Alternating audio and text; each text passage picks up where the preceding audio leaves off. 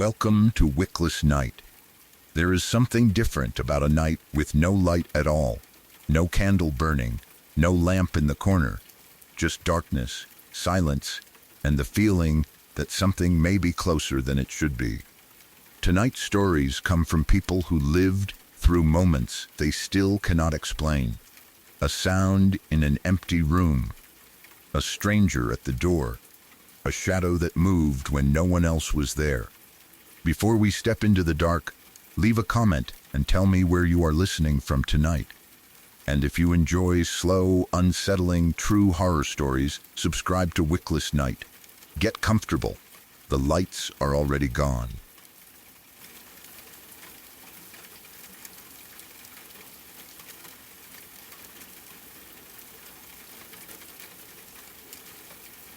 A couple of years ago, a group of us rented an Airbnb cabin in the country for a friend's birthday.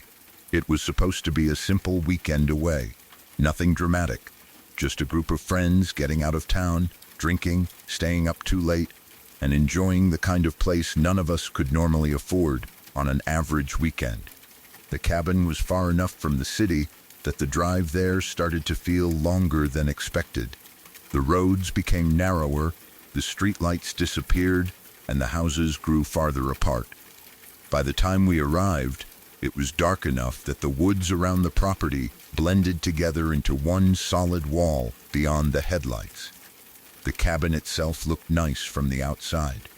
It had that classic rental cabin look, wood siding, a little porch, a big front door, and warm yellow light coming through the windows. There were trees around it, and enough open space that you could tell there were not many neighbors close by. It did not look abandoned or creepy.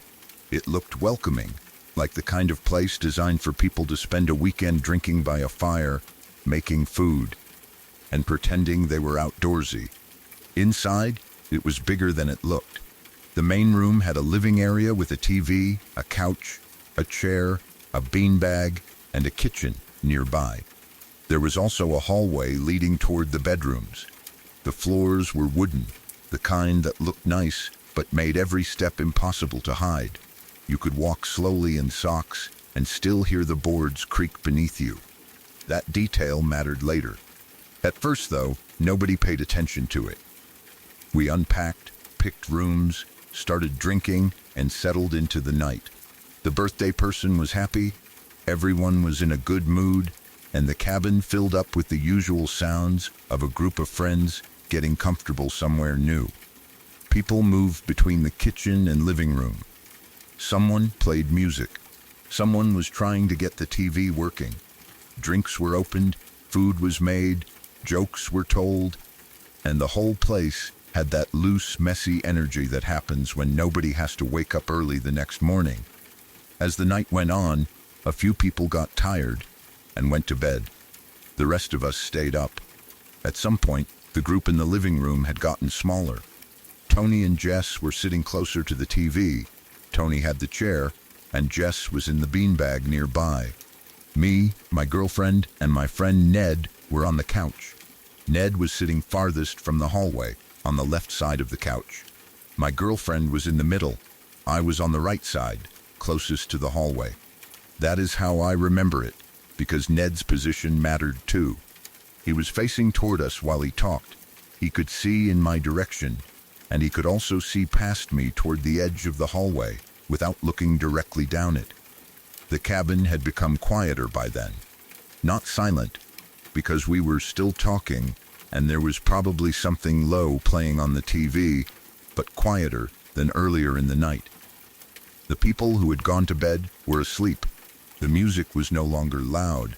The party had become more of a late-night conversation. We were sitting around talking about nothing important. I do not remember the exact subject. It could have been work, relationships, old stories, something dumb someone had said earlier in the night. The kind of conversation that drifts from one topic to another because nobody wants to be the first person to admit they are tired. Ned was in the middle of talking. He was looking toward me. Then he stopped. Not gradually. He stopped the way someone does when they see movement they were not expecting. He looked past me toward the hallway. Then he did a double take. His expression changed immediately. He leaned forward a little and said something like, "Whoa, who was that?" For a second, nobody knew what he meant. I looked toward him. My girlfriend looked at him. Tony and Jess turned from where they were sitting near the TV.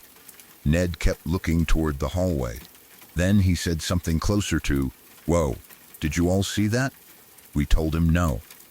We had not seen anything. He looked confused, not amused. It did not seem like he was trying to start a story or scare anyone. He looked genuinely unsettled. He said that someone had been leaning out from the hallway. Someone had been looking at us. He explained that he had caught the figure in the corner of his eye while he was talking. At first, he thought it was one of the friends who had gone to bed. He assumed someone had gotten up, maybe to use the bathroom or see what we were doing. But when he looked toward the hallway again, the person had rushed out of sight. Not walked away normally. Rushed, like they had been caught staring. He said the figure moved back down the hall so quickly that he could not get a good look at it. But he had seen enough to know it did not look clear. It looked blurry, wispy, that was the word he used. He said it looked like a person-shaped blur leaning around the corner, peering into the room. When he noticed it, it disappeared down the hallway. As it moved away, he said the decorations on the wall moved slightly, like the person's hand had brushed against them. That detail bothered him the most, because it made the thing feel physical. It was not just a shadow at the edge of his vision. He thought something in the hallway reacted when the figure vanished. For a moment, everyone started trying to explain it. Maybe one of our friends had gotten up. Maybe someone had gone to the bathroom. Maybe someone wanted a drink. Maybe someone had walked down the hall, changed their mind, and gone back to bed. That was the obvious answer. Ned wanted that answer too. You could tell. He kept saying that it had to be one of the others. He said maybe someone had stepped out, looked at us, then gone back to their room because they were tired or did not feel like joining the conversation. But then he would repeat that the figure looked strange. Not dark exactly, not fully solid, just blurry. Like he could see the shape of a person, but not the details. Jess was the first one to say we should test it. She was not necessarily scared yet. At that point, the group was still treating it as something we could probably solve in 30 seconds. Maybe one of the people sleeping had gotten up. Maybe Ned had only caught a weird glimpse of someone in the dark hall. So Jess stood up from the beanbag and started walking toward the hallway. The second she took a few steps, we heard the floor. Creak, creak, creak. Every footstep was obvious. The wooden floor did not let anyone move quietly. Even with socks on, the boards made noise. It was not a loud, dramatic creak like in a horror movie, but it was enough that anyone in the living room would know someone was walking down the hall. Jess walked closer to the hallway. The cabin was quiet enough that every step stood out. She reached the hall and started moving down it. We could still hear her. The floor gave a soft creak under each step. Then she reached one of the bedroom doors. We heard the handle. We heard the door open slowly. It gave a faint sound against the frame. We all sat there waiting. Nobody spoke much. It was one of those moments where the room becomes quiet without anyone deciding to make it quiet. Tony stopped moving in his chair. My girlfriend sat close beside me. Ned kept staring toward the hallway, looking like he was hoping Jess would come back laughing and say one of the others had been awake. A few seconds later, Jess returned. Again, we heard every step. Creak, creak, creak. She came back into the living room and looked at Ned. "They're all asleep," she said. She explained that she had opened the bedroom door carefully and checked. Everyone in there was passed out. Nobody was standing in the hallway. Nobody was awake. Nobody had come out to see what we were doing. That changed the mood immediately. It did not prove anything supernatural. There were still normal possibilities. Maybe someone had gone into another room before Jess checked. Maybe Ned had seen a reflection. Maybe a shadow from the TV or a passing car had made something in the hall look person-shaped. But the easy explanation had become less easy. Ned kept asking the same question. Who was that? Then he would say, "What did I see?" He was not laughing anymore. He was not trying to impress anyone. He sounded genuinely frustrated, like he had seen something that did not fit into the way he understood things. Jess looked at him and said, "Dude, you saw a ghost. Just accept it." She said it half jokingly, but nobody really laughed. Ned sighed. He leaned back against the couch and looked toward the hallway again. Then he stopped talking much. That was unusual for him. Ned was normally skeptical about everything paranormal. He did not believe in ghosts. He was the kind of person who would take any story apart piece by piece and demand an explanation. If someone claimed they heard footsteps in an empty house, he would say it was pipes. If someone said they saw a shadow, he would say it was headlights, exhaustion, bad lighting, or a trick of the eye. He had an explanation for everything. That night, he had no explanation. And because it was Ned, nobody could easily accuse him of making it up. If anyone else in the room had seen the figure, Ned might have spent an hour explaining why they were wrong. He would have said they were drunk, tired, seeing things, or telling themselves a story because we were in a cabin in the woods. But he was the one who saw it. That made it harder for him to dismiss. We talked about it for a while after Jess checked the rooms. Everyone had a theory. Maybe it was a reflection from the TV screen. Maybe it was the light from the kitchen. Maybe it was a coat or a hanging object near the hallway. Maybe he saw movement from one of us, and his brain turned it into a person. Maybe someone had gone down the hall so quietly that we did not notice, though that seemed hard to believe with the creaking floors. Maybe the decorations had moved because of a draft. Maybe the cabin shifted in the wind. All of those things sounded reasonable when we said them aloud, but none of them completely answered what Ned described. He had seen someone leaning out from the hall. He had seen that figure pull back and vanish down the corridor. He had seen the wall decorations move, and Jess had checked the bedrooms right afterward. Eventually, the conversation became too heavy to keep going. It was late, everyone was tired, the drinks were wearing off enough that nobody wanted to sit there staring into a dark hallway and creating more reasons to be nervous. So we started getting ready for bed. That was when another small thing happened. We turned out the main lights. The cabin changed immediately. During the day and earlier in the evening, it had felt comfortable. Warm, normal, the kind of place where friends gathered around, ate food, watched TV, and talked too loudly. But once the lights were off, the shadows in the living room became deeper. The coat rack by the front door looked like a person. It stood there in the dark with jackets hanging from it, and from the couch, it had the exact outline of someone standing still near the entryway. Nobody wanted to keep looking at it. Someone said it looked like a man. Someone else said to move it. So we turned it sideways and laid it down on the floor. It was a small thing, almost funny, but it showed how tense everyone had become. We did not want a coat rack becoming another person, shaped shape in the corner of the room. Tony and Jess went to their room. Ned made a bed for himself on the ground in the living room. My girlfriend and I had the couch. The sleeping arrangement had been planned from the beginning, but after what happened, it felt different. Nobody wanted to be alone. Nobody said that directly, but we all stayed close together. Ned was near the floor on one side of the room. My girlfriend and I were on the couch. The hallway was nearby.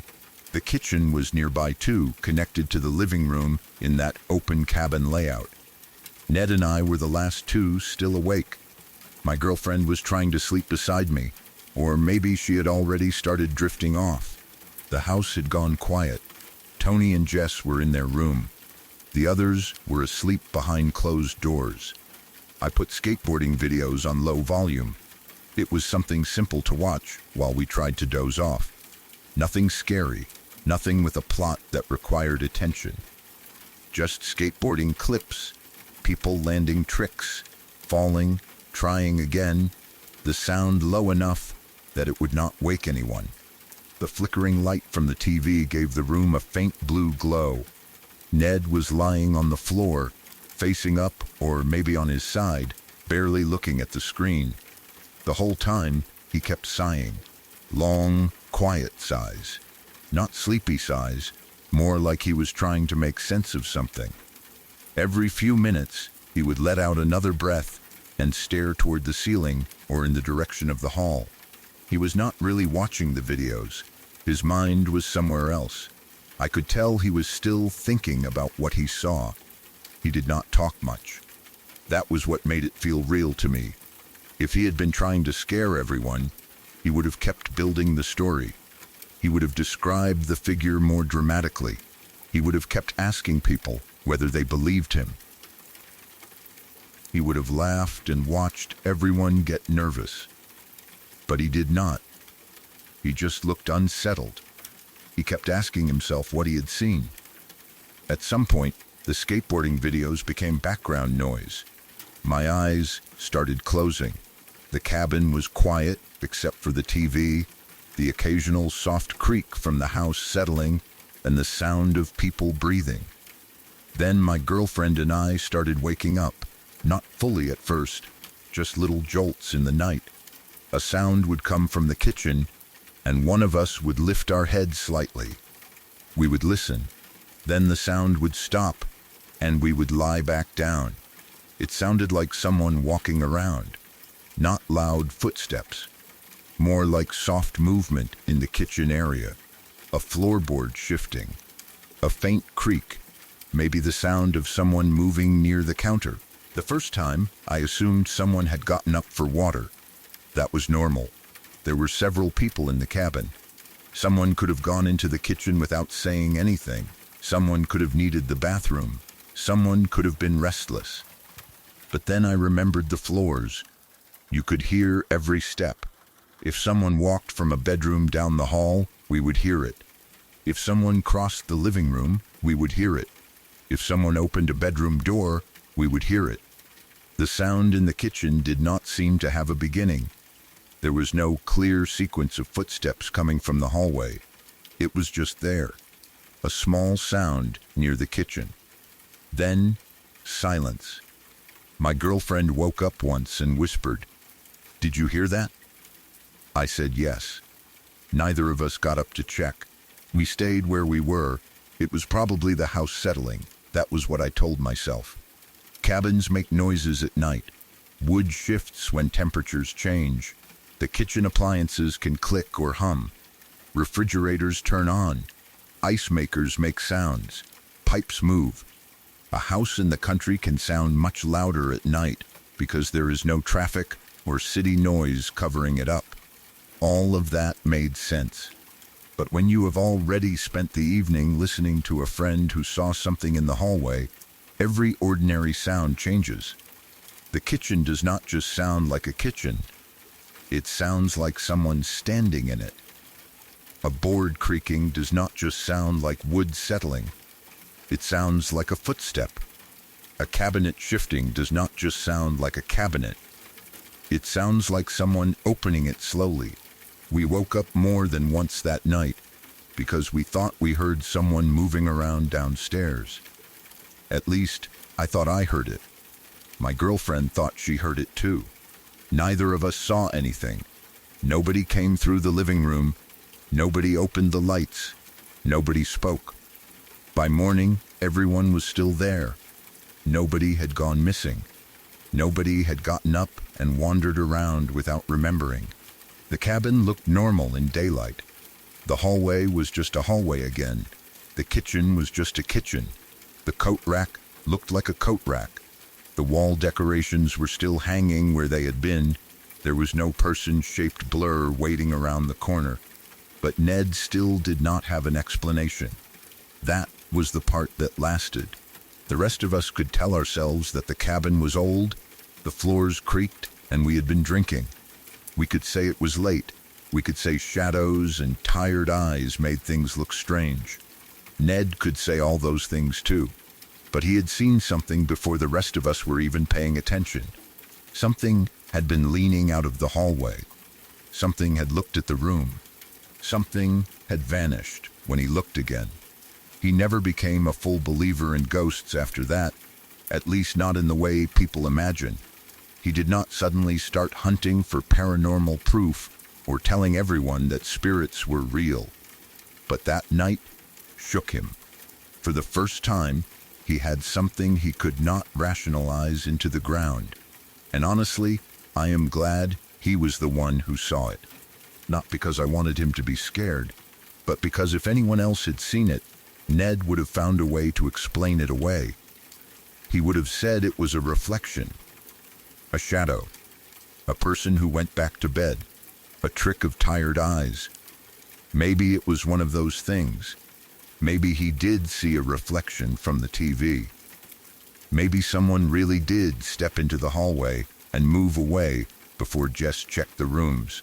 Maybe the decorations moved because of a draft or because the cabin's wood shifted.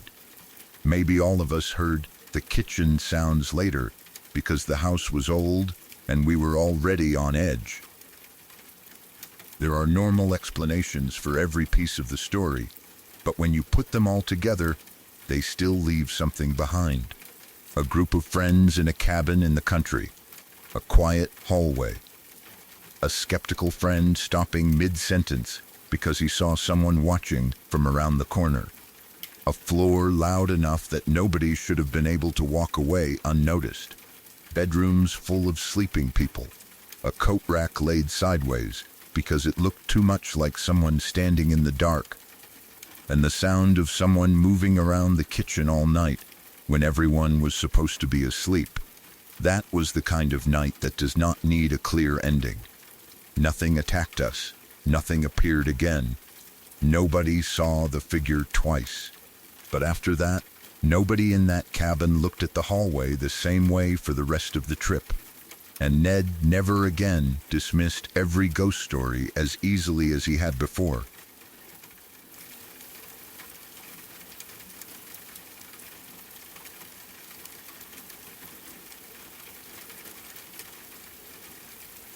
In high school, I used to stay up late almost every night, studying and doing schoolwork. I was in a program that let me earn high school credits while also working toward my associate degree. At the time, it felt like a huge opportunity, but it also meant I had more work than most people my age. My days were packed with classes, assignments, deadlines, and the constant feeling that I was always one step behind on something. Most nights I ended up in the computer room. Back then, a lot of houses still had a computer room. It was usually some small spare room with a desk, a bulky desktop computer, cords everywhere, a printer that never worked when you needed it, and stacks of paper or old folders sitting in random corners. Ours was nothing special, but it became the place where I did most of my work. I would sit there with the light on, the monitor glowing in front of me, trying to finish assignments while the rest of the house slept. Sometimes I listened to music quietly. Sometimes I had a drink next to me that went warm before I remembered it was there. Sometimes I would stare at a blank document for 10 minutes because I was too tired to make my thoughts form complete sentences. Still, I kept going.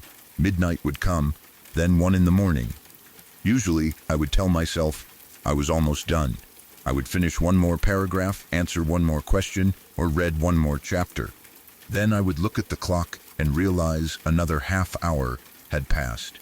Eventually, I would reach the point where I could not focus anymore. My eyes would hurt from looking at the screen. My neck would ache. I would read the same sentence 3 times without taking in a word of it. That was when I knew it was time to stop. I would save everything, shut down the computer, turn off the light, and head back to my room. The house always felt different at that time of night. During the day, it was a normal family home. There were voices, doors opening and closing, the sound of people moving around, televisions playing, dishes being put away, and all the usual little noises that make a house feel lived in. But after 1 a.m, everything became still. The hallways were dark. The floors creaked more loudly because there was nothing else covering the sound. The refrigerator downstairs seemed louder. The air coming through the vents sounded more noticeable. Even the house settling made noise that could catch your attention when you were already tired and alone. At first, I did not think much about any of it.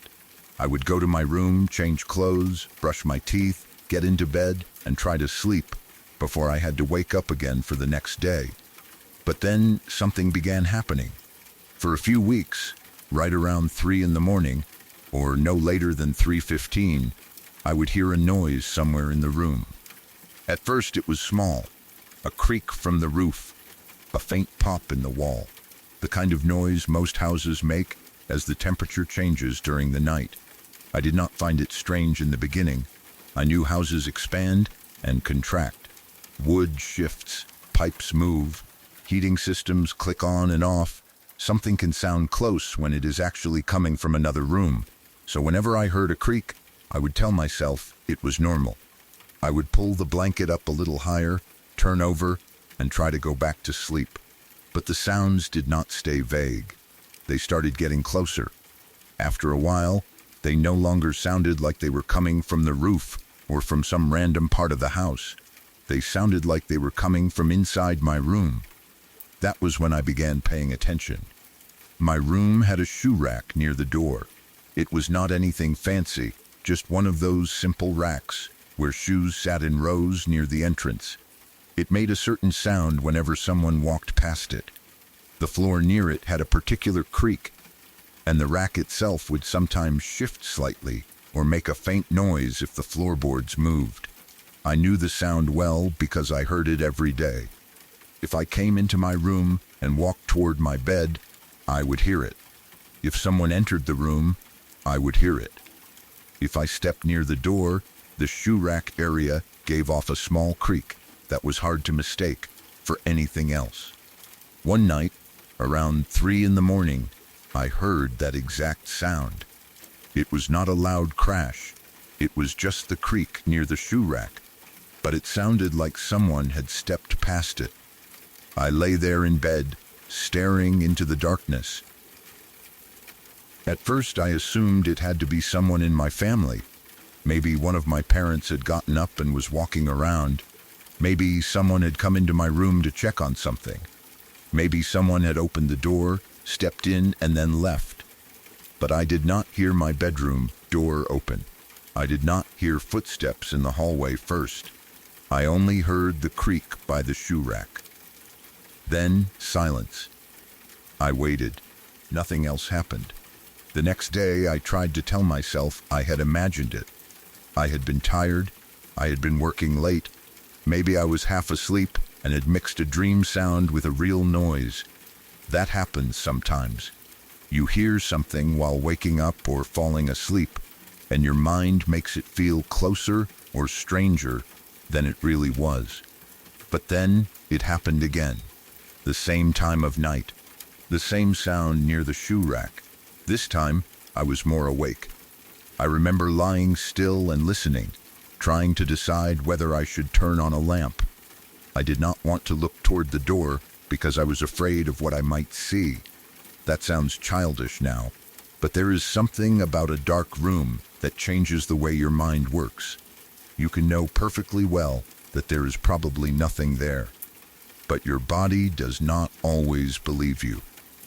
A few days later, a couple of shoes fell off the rack in the middle of the night. That was the first time I genuinely started panicking.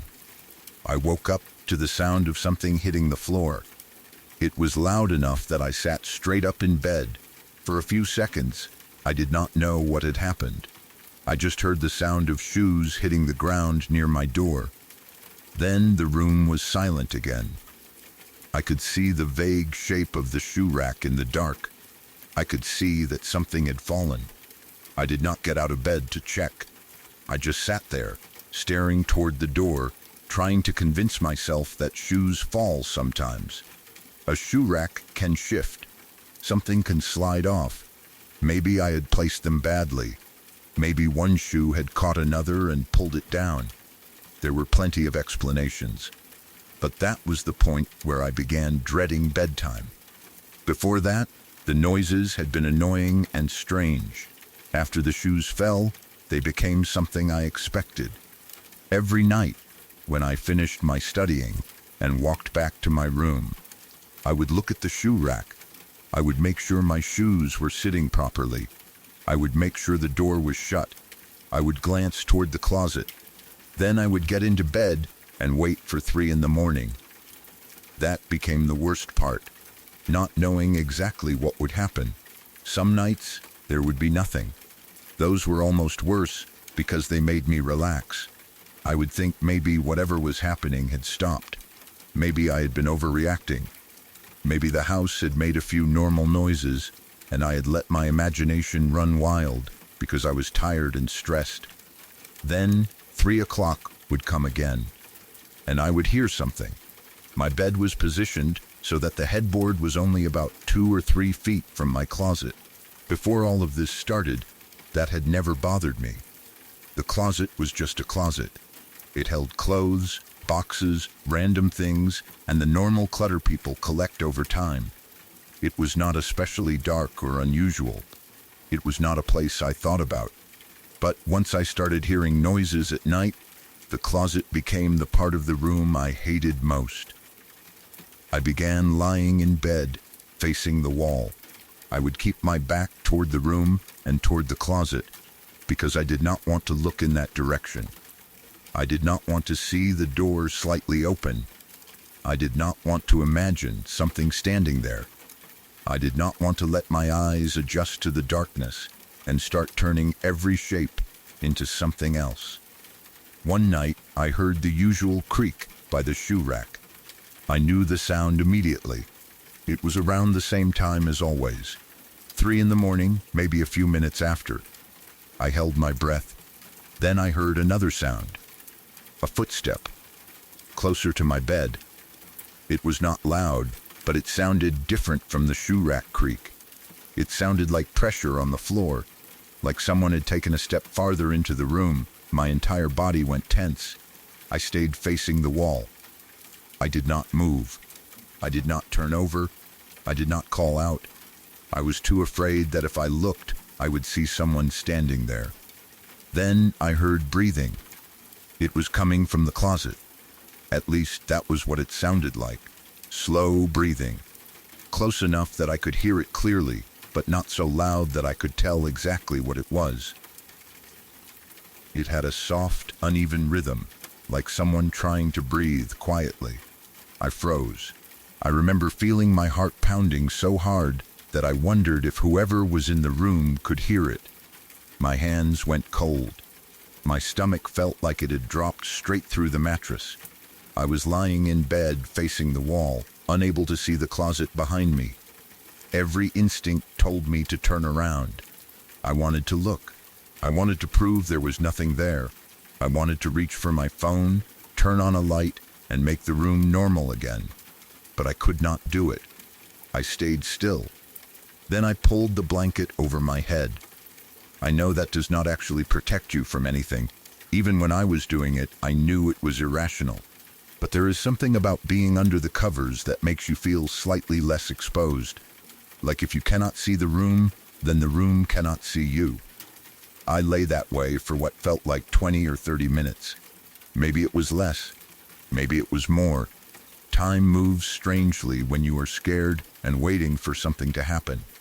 Eventually, the breathing stopped. Or maybe I fell asleep before I realized it had stopped. Either way, when I woke up again, it was daylight. The closet was still there. The shoe rack was still there. Nothing was visibly wrong. But that did not make me feel better. It made me dread the next night even more. A few nights later, it happened again. The sound began near the shoe rack. Then footsteps moved farther into the room. This time, they seemed to go toward the closet. I remember lying stiffly in bed, trying to tell myself that I was hearing the house settle. Maybe pipes were shifting in the wall. Maybe the roof was creaking.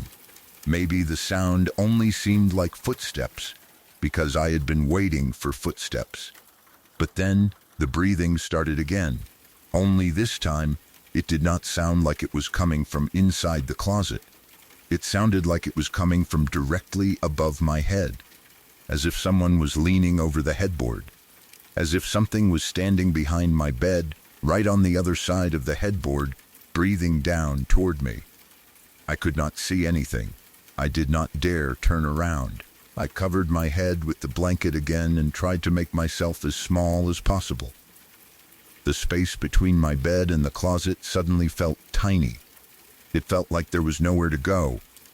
I could not get out of bed without moving toward the thing I thought was behind me. I could not call for my parents without making noise. I could not even bring myself to look. So I stayed there. I waited. I tried to breathe quietly. I tried to convince myself it was a nightmare. But I remember being awake. At least, I felt awake. I remember the exact position of my body, the pressure of the blanket, the darkness around me, and the horrible feeling that something was close enough to touch me. Eventually, I fell asleep again, or passed out from exhaustion. I do not know. After that, I began sleeping even worse. I was already staying up late studying, already tired all the time, already carrying stress from school. Now I was afraid of the room itself. I would stay in the computer room longer than I needed to because I did not want to go to bed. I would tell myself I needed to finish more work, but really I was avoiding the moment when I had to turn off the light and lie down. When I finally did go to my room, I would check the closet. I would check the shoe rack. I would check the door.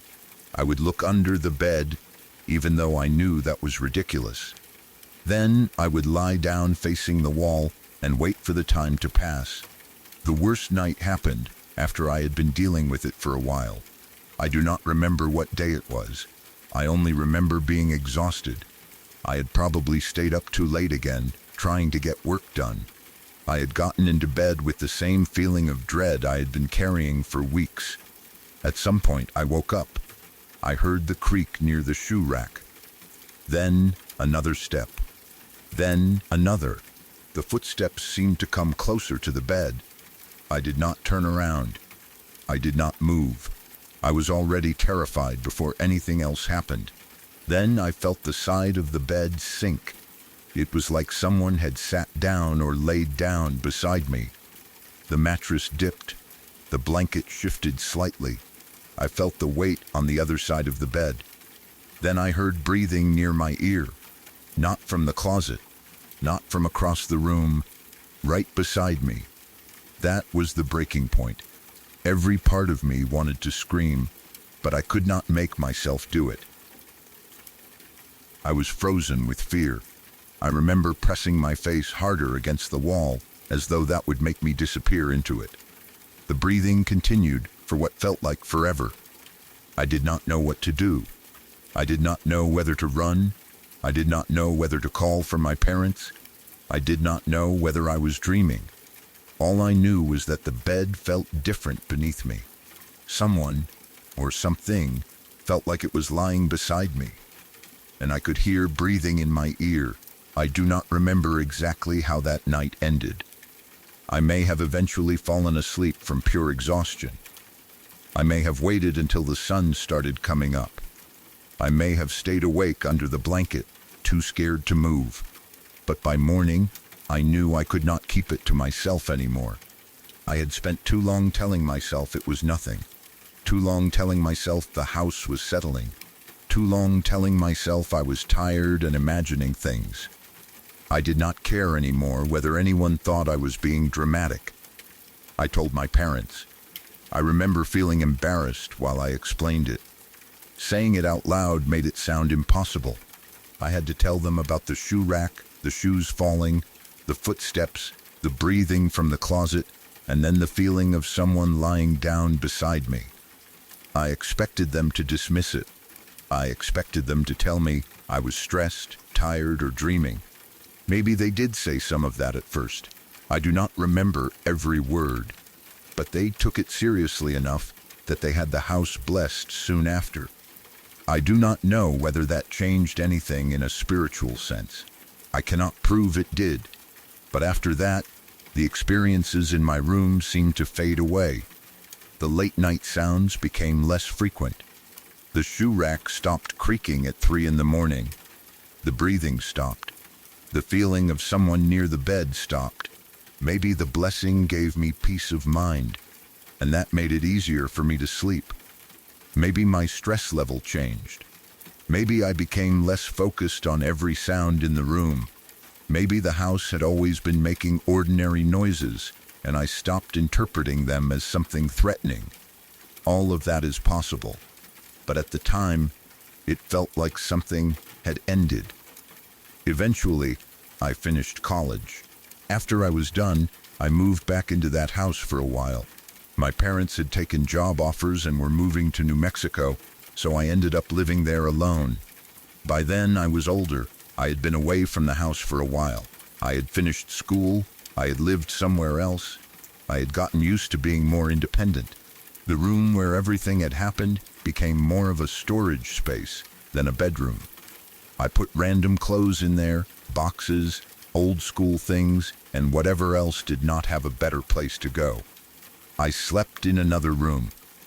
I did not want to sleep in that old room again. I never said that too loudly, but it was true. I told myself it was because the other room was more comfortable, or because I wanted to keep the storage room organized. But somewhere in the back of my mind, I knew I did not want to go back to sleeping 2 feet away from that closet. Even as an adult, alone in the house, I would sometimes hear things around 3 in the morning. A knock, something falling, something shifting in the old room. It would sound like clothes or boxes being moved. Sometimes it sounded like an object being knocked over. I would lie awake in the other bedroom and listen. I never went to check, not at night. I would tell myself I would look in the morning. There were logical reasons for that. Storage rooms are full of unstable things. A stack of clothes can slide. A box can settle. Something can fall off a shelf. The house was old enough to make noises.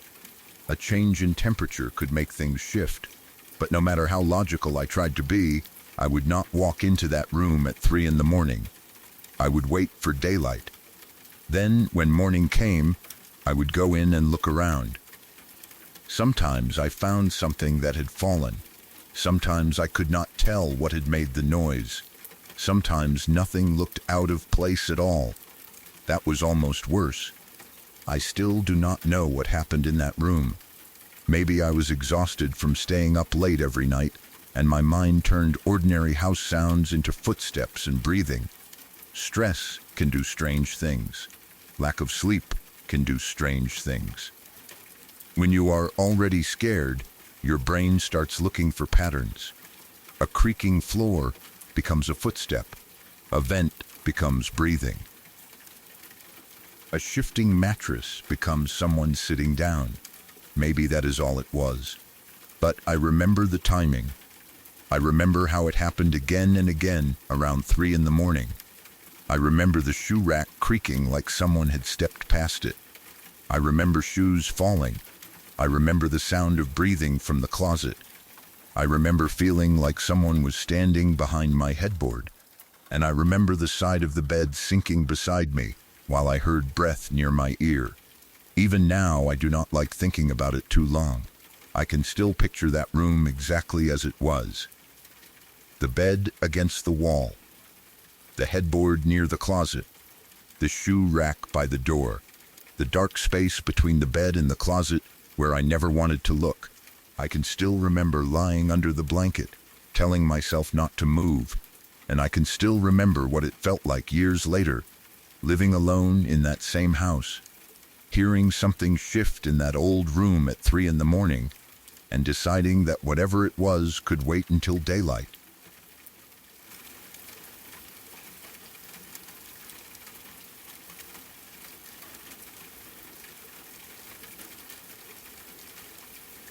I was about 6 years old when it happened.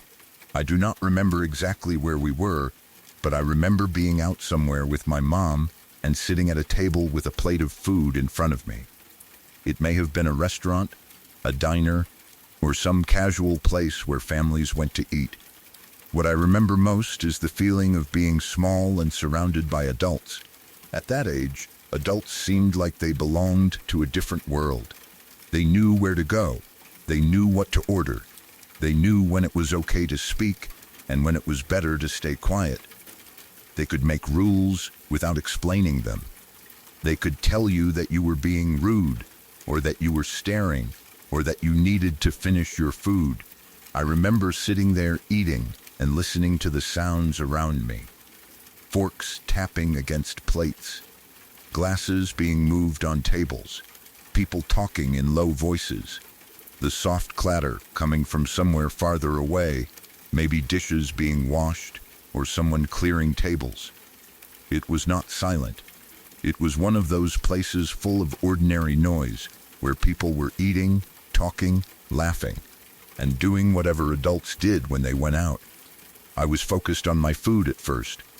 Then I looked up. Across the room, maybe 5 tables over and about 25 feet away, there was a woman looking directly at me.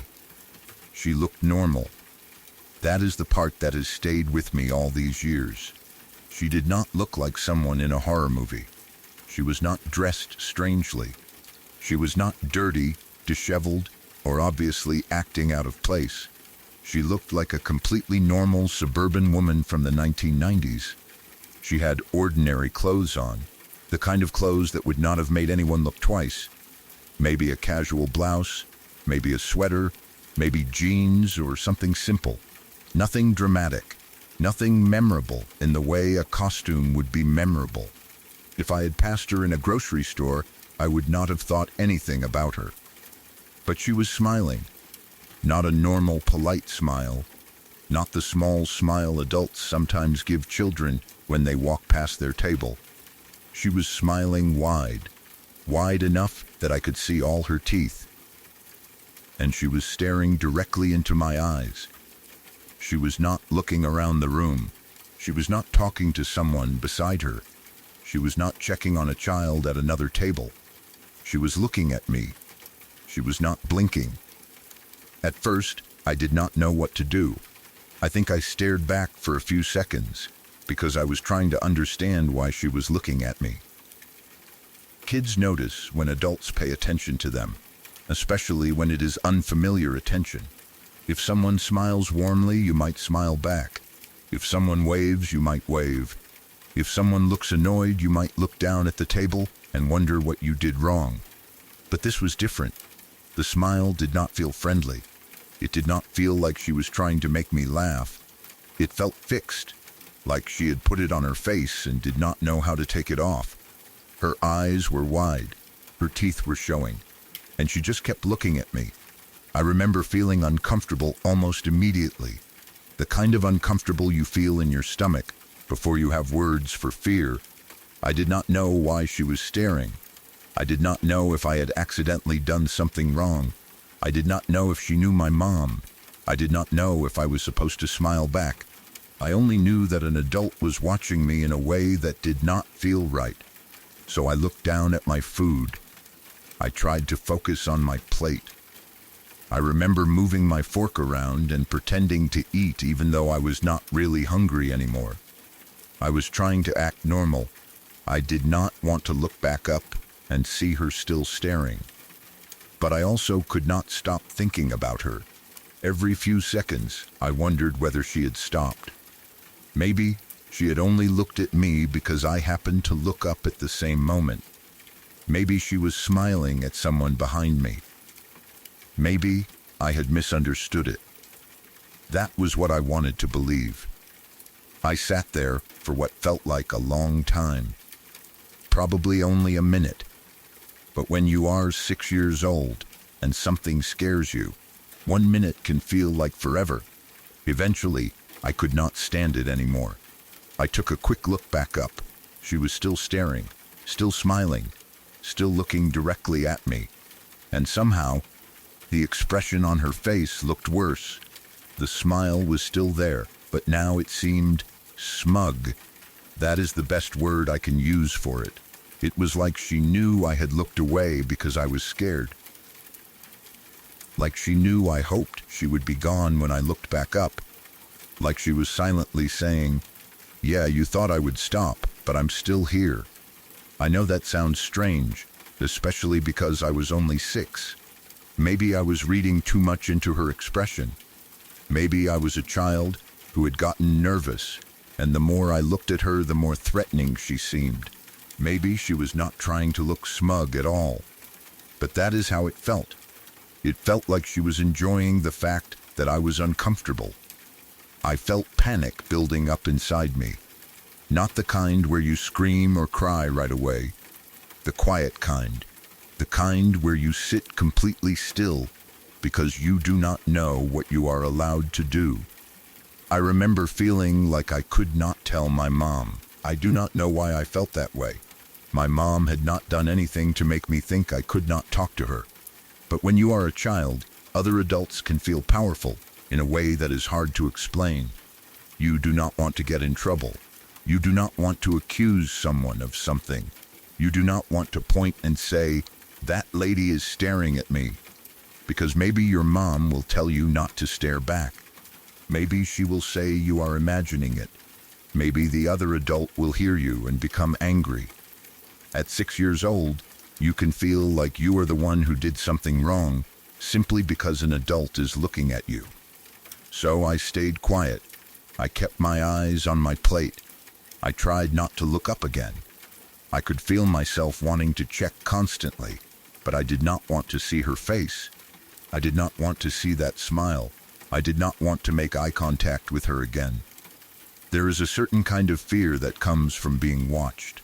It is not always about danger. Sometimes it is about not knowing what the other person wants. You feel exposed. You feel like there is something wrong with you.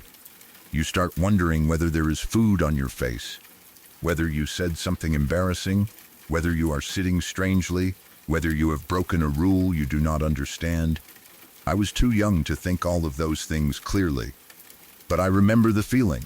I remember wanting to disappear behind my plate. I remember feeling like if I looked up, she would still be there. At some point, I looked again. This time, I had waited longer, maybe 5 minutes, maybe less. Time is hard to judge when you are a kid, especially when you are scared and trying not to let anyone know. But it felt like I had been staring at my food for a long time. I looked over toward the table. She was gone. There was no woman sitting there. No wide smile, no fixed stare, no clear explanation for where she went. I remember feeling relief first, a huge, immediate sense of relief, like I could finally breathe again. But then I started thinking about it. Had she left the restaurant? Had she gone to the bathroom? Had she been sitting with someone and simply moved somewhere else? Had I looked at the wrong table? Maybe there had never been a woman there at all. Maybe I had seen someone briefly, and then, because I was little, let my imagination make the encounter scarier than it really was. That would make sense. But I remember her too clearly. The normal clothes, the wide eyes, the full-toothed smile, the direct eye contact, the way she did not blink, and the feeling that she was still smiling at me when I checked the second time. I did not tell my mom while we were still sitting there. I do not think I could have. I remember feeling like I needed to keep it to myself until later, when we were away from that table and the woman could not hear me. Maybe I told my mom in the car afterward. Maybe I told her once we got home. I do not remember the exact moment. But I remember telling her. I told her there had been a woman sitting across the room who had been staring at me. I told her the woman had smiled at me and kept watching me.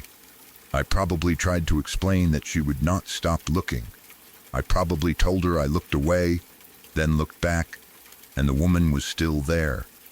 Then I told her the woman was gone. My mom's reaction was not what I expected. She did not launch into a big explanation. She did not tell me I had imagined it. She did not get angry. She just said something like, "Well, dang." That was it. Well, dang. It made me laugh later in life, but at the time it probably did not help much. Because I still had no answer. To be fair, I do not know what else she could have said. Maybe she thought it was strange too. Maybe she assumed the woman was just being weird.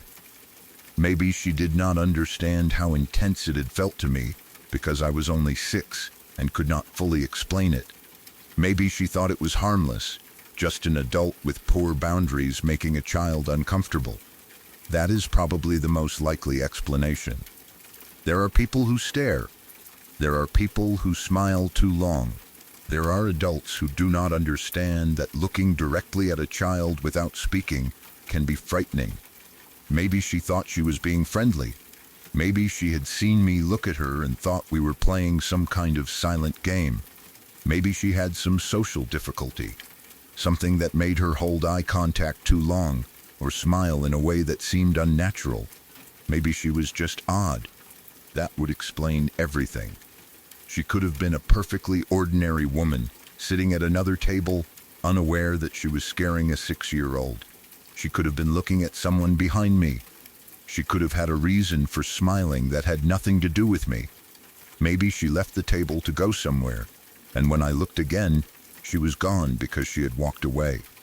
There are plenty of normal explanations, but the memory stayed with me because of how direct it felt. She was looking at me. Not near me, not past me, at me. I remember the exact feeling in my chest when I looked up and saw her still there. I remember feeling like she knew I was afraid. That was the part that made it hard to forget. When you are a child, you do not have much control over your surroundings. You go where adults take you. You sit where they tell you. You eat what is put in front of you.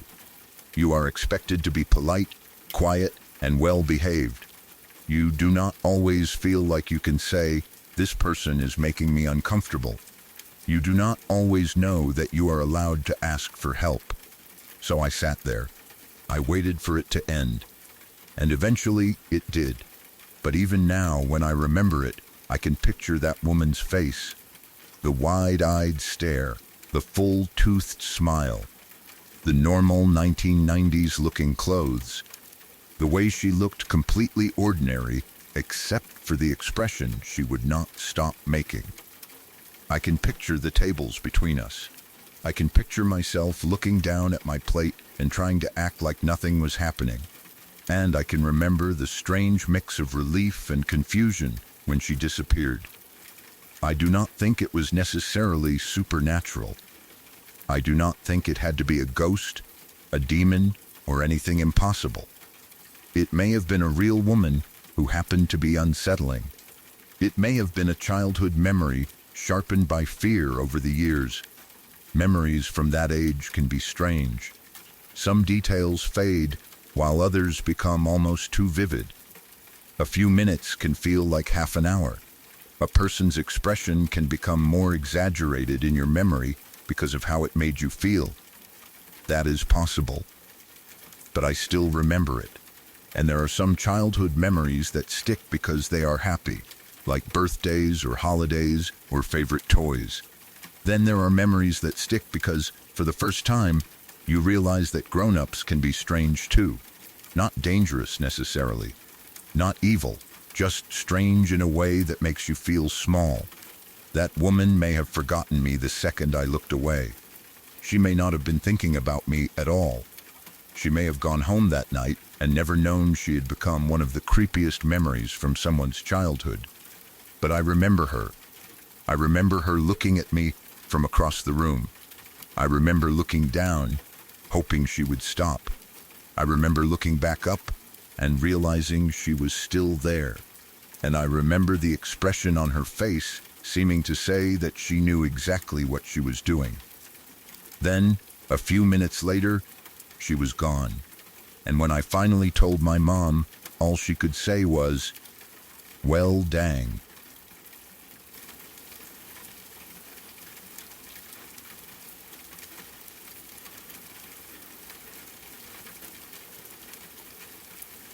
Before the next story begins, thank you for staying here in the dark. If this is your first visit, subscribe to Wickless Night for more true stories made for the late hours, when the world is quiet and every little noise feels important.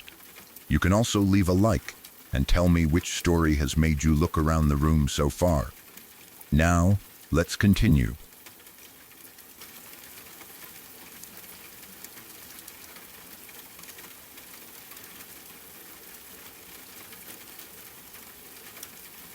When I was 13, my parents left to go to the grocery store and left me home alone with our 3 dogs.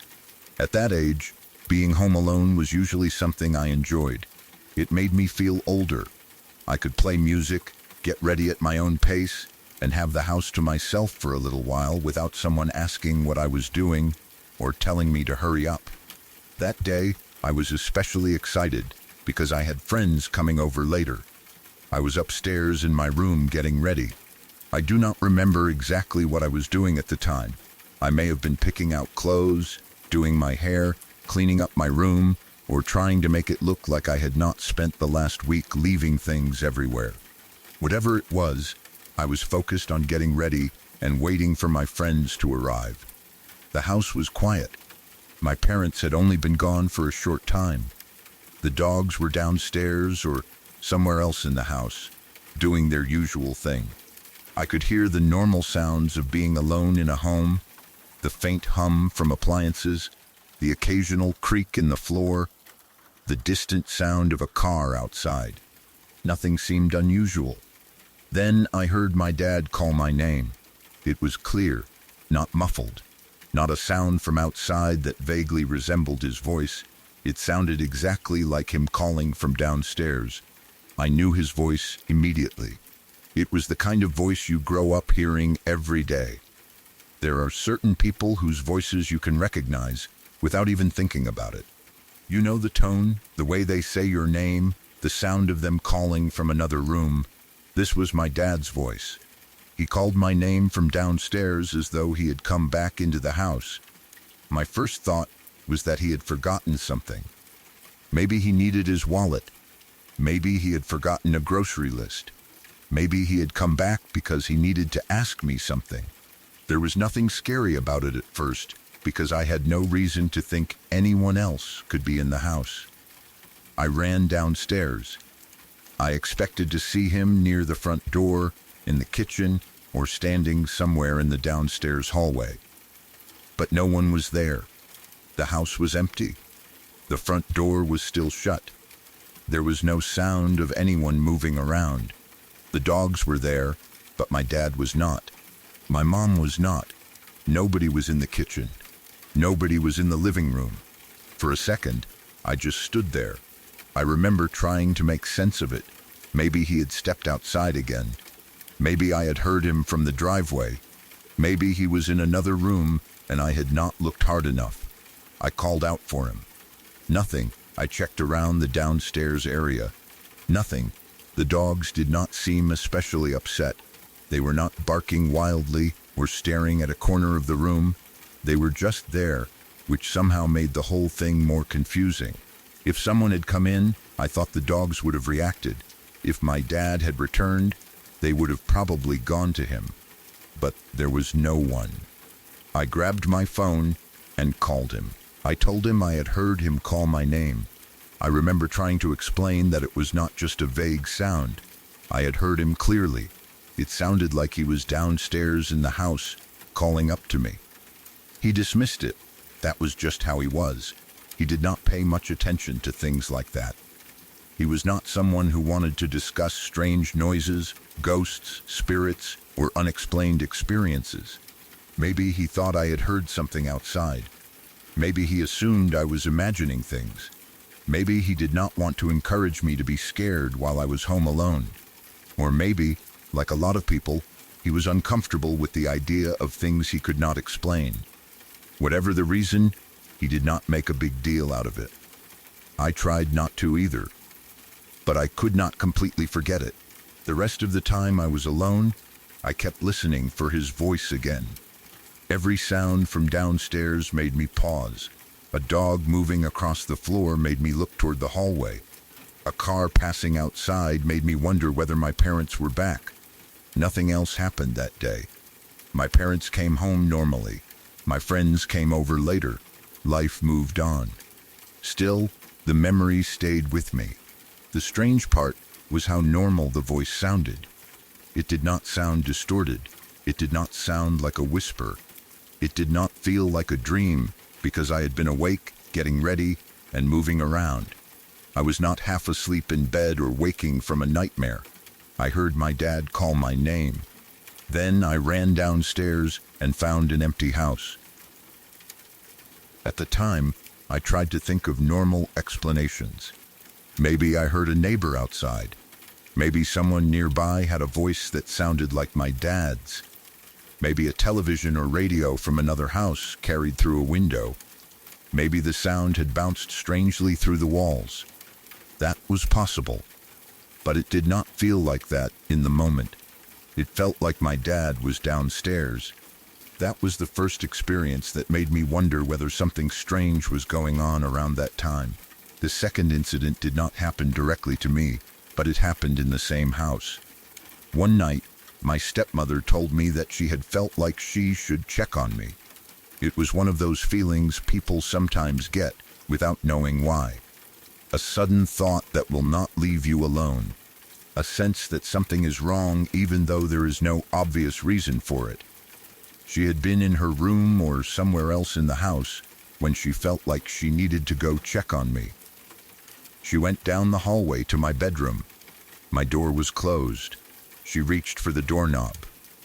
Then she said it felt like someone was holding it from the other side. She could not turn it. She described it as if there was pressure on the knob. Not like the lock was stuck exactly, and not like the door had swollen in the frame. It felt like someone on the other side had their hand on the knob and was holding it in place. She tried again. Still nothing. She could not get it to turn. At first, she probably assumed I was holding it. Maybe she thought I was playing around. Maybe she thought I had locked the door or leaned against it.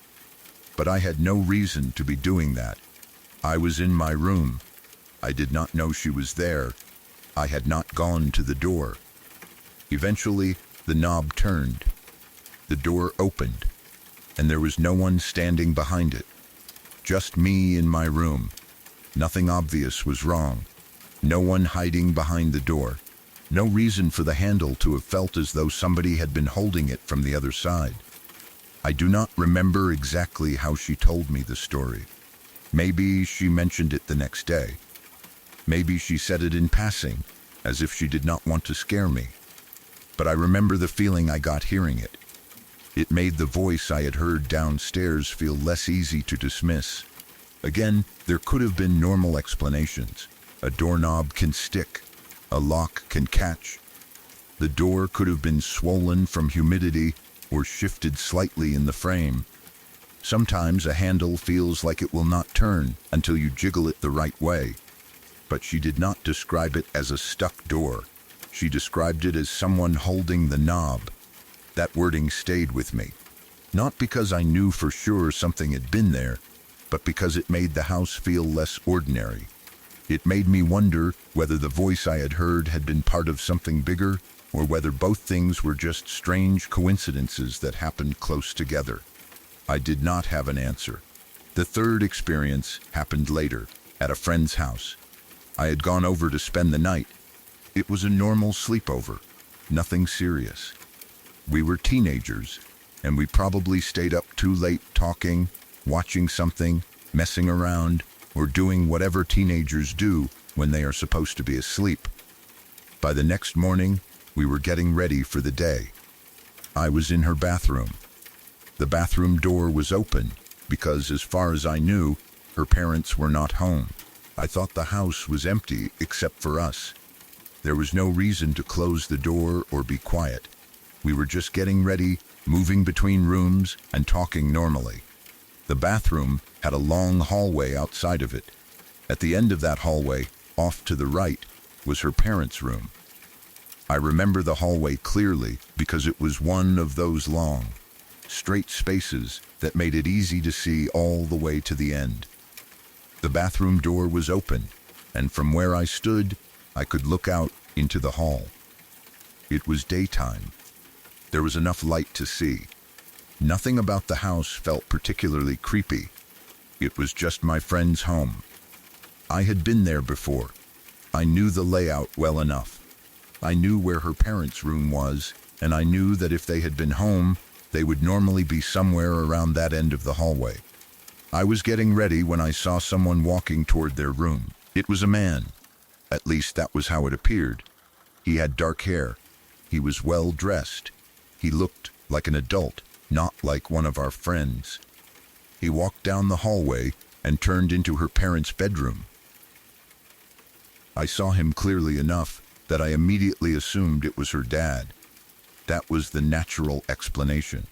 Maybe I had been wrong about her parents being gone. Maybe he had come home and gone straight to his room.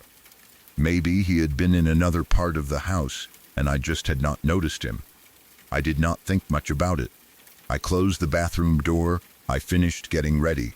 Then I went downstairs. My friend was there, and I told her that I had seen her dad go into the bedroom. I said it casually, like I was mentioning something completely normal. Maybe I said, "Your dad's home?" Or, "I just saw your dad go into your parents' room." She looked confused. Then she said, "What do you mean?" I told her I had seen him walk down the hallway and go into their room. She told me her parents were at the theater. They were not home. They had gone out. At first I thought she was joking. I waited for her to laugh or say they had come back early. But she was serious. Her parents were not in the house. They were at the theater. That was when I felt the same cold, uncomfortable feeling I had felt years earlier after hearing my dad's voice in an empty house. I tried to explain what I saw. I told her it was not just a shadow. I saw a man. He had dark hair. He was dressed well. He walked down the hall and went into the room. I thought it was her dad, but according to her, it could not have been. We did not go upstairs to investigate. At least, I do not remember us doing that. Maybe we looked later. Maybe we stood at the bottom of the stairs for a while, too uncomfortable to go up. But I remember that after she told me her parents were gone, the whole feeling of the house changed for me. A hallway that had looked ordinary a few minutes earlier suddenly felt too long. Her parents' room became a place I did not want to look toward. And the idea that someone had walked into that room while the house was supposed to be empty made me want to leave. I did not hang out with her much after that. Not because she had done anything wrong, not because I thought she was connected to anything strange. But after that moment, I did not feel comfortable in the house the same way. It sounds harsh now, but when you are young and something scares you, your brain does not always separate the house from the person who lives in it. I associated that place with the man I saw walking down the hall. I did not want to see him again. I did not want to go back into that bathroom and look down the hallway. I did not want to stand there wondering whether someone was watching from the bedroom door. That experience bothered me because I was fully awake. I was not in bed. I was not dreaming. I was not waking up from sleep. I was just getting ready in a bathroom with the door open. I had looked down the hallway and seen what I thought was a completely ordinary adult man. The only thing that made him strange was the fact that he was not supposed to be there. I have tried to think of different explanations for it. Maybe there was another man in the house. Maybe a relative had stopped by. Maybe someone had come home unexpectedly. Maybe my friend misunderstood where her parents were, or maybe they had returned briefly and left again. But I do not think that was the case. My friend seemed certain. Maybe I had seen a reflection. Bathrooms can have mirrors, windows, polished surfaces, and odd angles. A reflection can make a person's shaped movement appear where you do not expect it. That is possible. Maybe I saw a shadow from a tree outside, or a movement from another room, and my brain filled in the details because I knew her parents' bedroom was at the end of the hall. That is possible too. Maybe I had been tired from the sleepover. Maybe I had not slept much, and my mind was playing tricks on me. Maybe I caught a glimpse of something in the corner of my eye and turned it into a person, but it did not feel vague. I remember the dark hair. I remember the clean, well-dressed appearance. I remember him walking into the room, and I remember closing the bathroom door because I assumed it was just her dad, and I wanted privacy. That is why it stayed with me. All three experiences happened around the same general time in my life. The voice of my dad calling my name from an empty downstairs, my stepmother feeling as if someone was holding the doorknob from inside my room, and the dark-haired man walking down a hallway in a house where the parents were supposed to be at the theater. I do not know whether they were connected. Maybe they were all ordinary things that happened to feel strange. Maybe the voice was a neighbor or a sound carrying through the house. Maybe the doorknob stuck. Maybe the man at my friend's house was a reflection, a visitor, or a sleep-deprived misperception. There are reasonable explanations for all of them, but they happened close enough together that I began wondering whether something was going on around me at that point in my life. Not in a dramatic way. I did not suddenly start seeing figures everywhere. I did not hear voices constantly. I did not become obsessed with ghosts or the paranormal. In fact, after those experiences, nothing else like that happened. No more voices calling my name from empty rooms. No more strange trouble with doors. No more men walking into rooms where no one should have been. That almost makes it stranger. It was like there was a brief period where reality felt slightly off. Things happened that I could not explain. Then they stopped. I have not had experiences like that since. Sometimes I think that is a relief. Other times, I wonder whether I simply became older and more able to explain things before fear could take over. Maybe when you are young, you notice things adults dismiss too quickly. Maybe you are more likely to remember a strange sound or a glimpse down a hallway because you have not yet learned to ignore every detail that does not fit. Or maybe I was just unlucky enough to have three weird experiences close together. I still think about the first one most often. Being 13, alone upstairs, with my 3 dogs in the house, hearing my dad's voice call my name from downstairs, running down because I thought he had forgotten something, then finding no one there. That moment was so ordinary at first. That is what made it scary. There was no warning, no dark hallway, no strange atmosphere, just my dad calling my name. Then silence. And years later, I still do not know what I heard.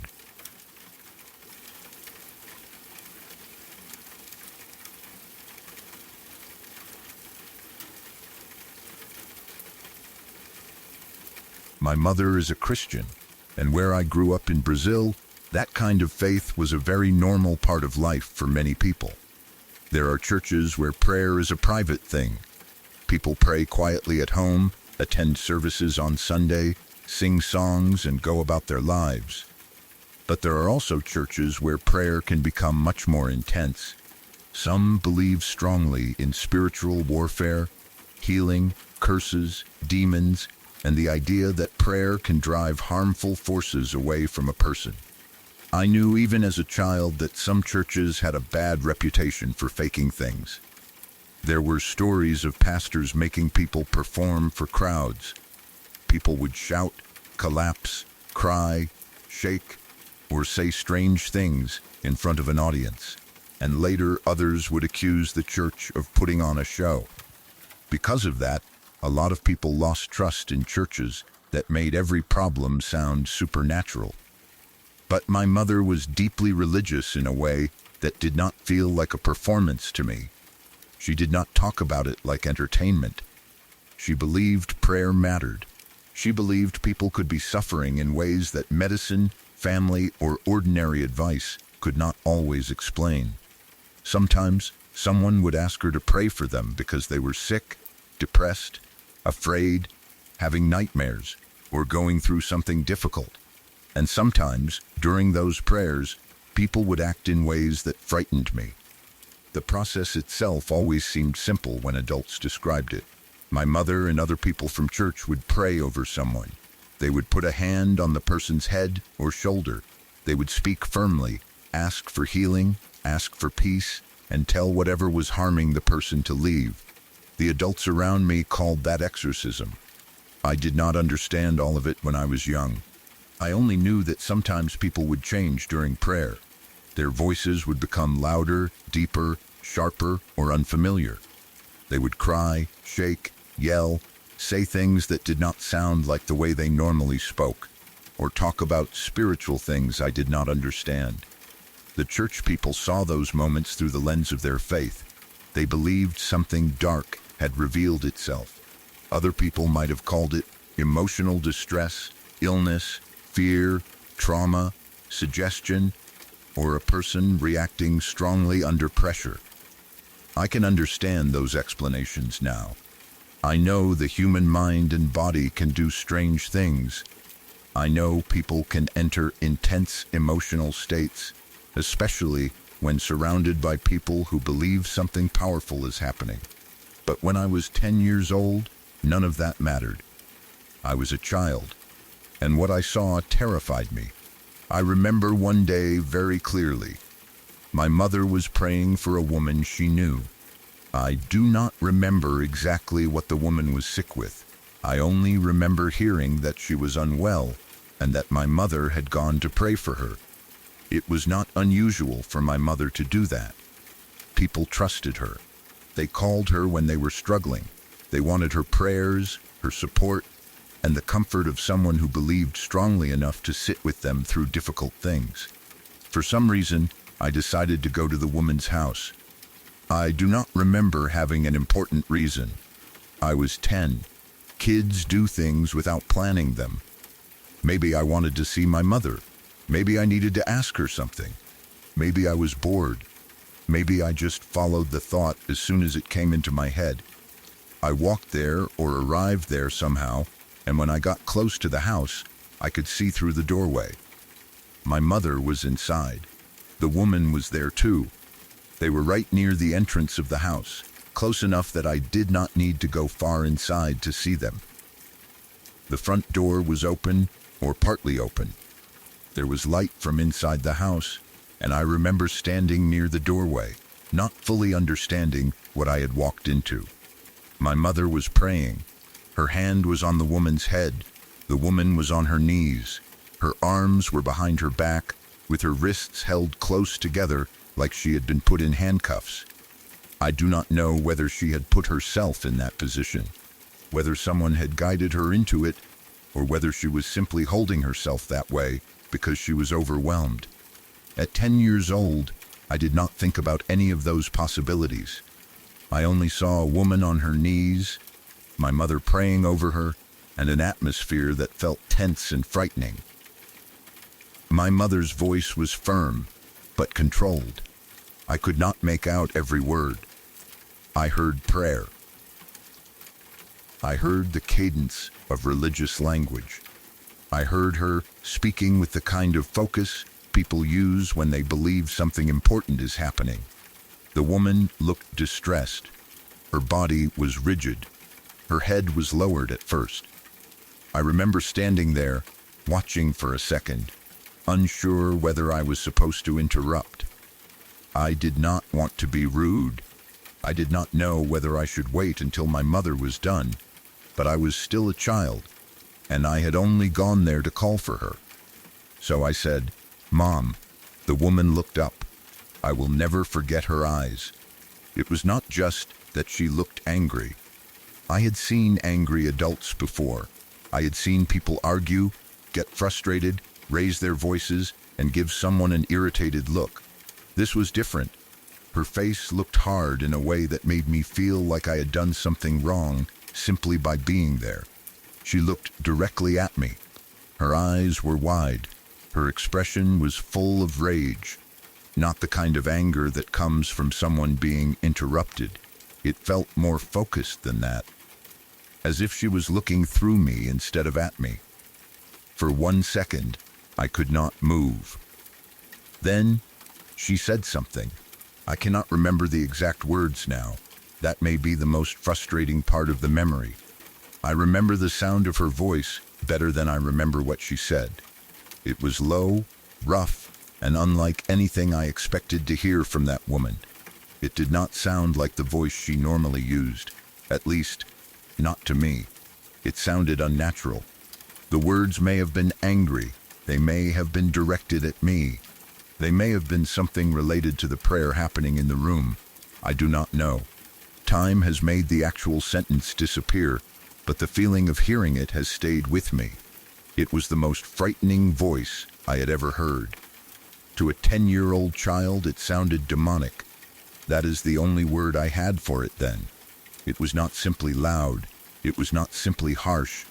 It sounded like someone forcing their voice through a body that did not want to make that sound. It sounded wrong in a way I could not explain. Maybe there was a physical explanation.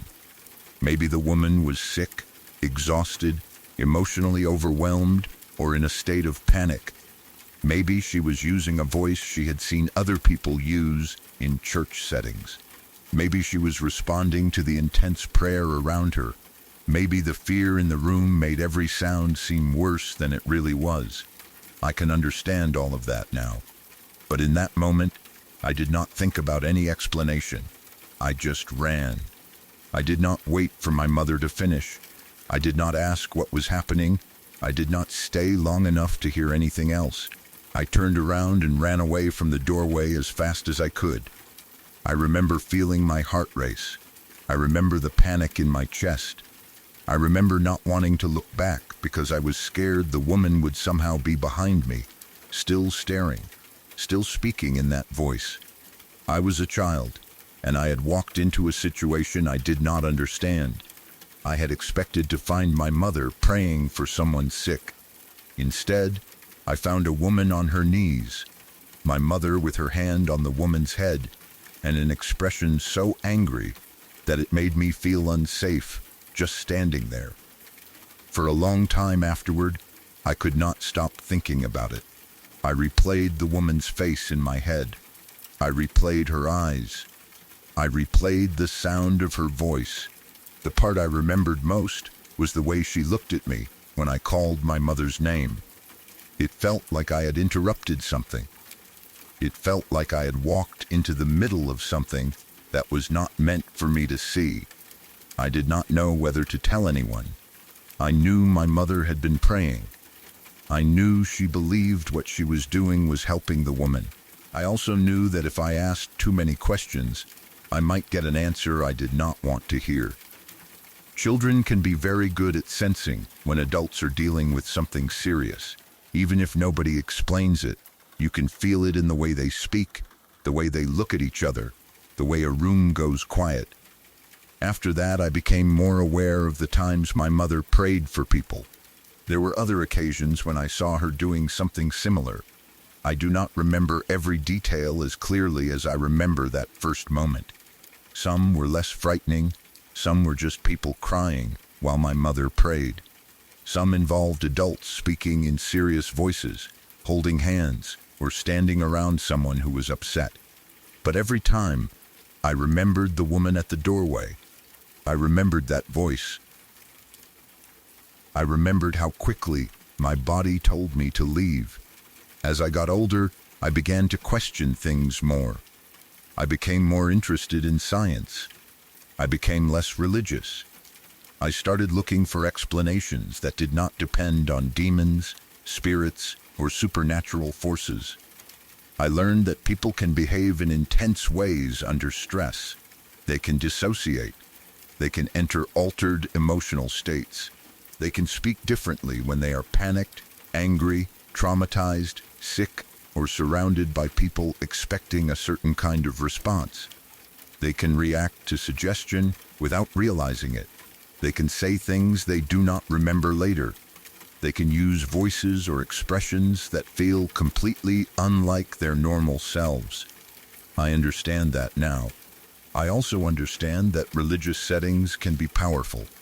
When someone believes deeply that they are being prayed over, when everyone around them believes an unseen force is present, when they are already ill or frightened, their reaction may become more extreme. That does not mean anyone is lying. It does not mean the pain is fake. It only means that human beings are complicated, and the mind can create experiences that feel completely real. I know all of that. I consider myself a very science-minded person now. I am not religious in the way my mother is. I do not automatically interpret strange behavior as possession. I do not think every illness is caused by spirits. I do not think someone speaking in an unusual voice proves that a demon is inside them. But I still cannot fully explain what I saw that day. Maybe I do not need to. Maybe the strongest memory is not proof of anything supernatural. Maybe it is simply proof of how frightening it can be for a child to witness an adult in extreme distress. Maybe what scared me was not a demon. Maybe it was the intensity of the moment.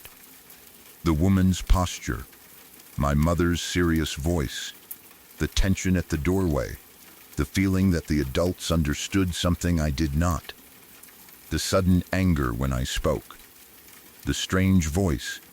All of that could have been enough to turn an ordinary moment of prayer into something terrifying in my memory.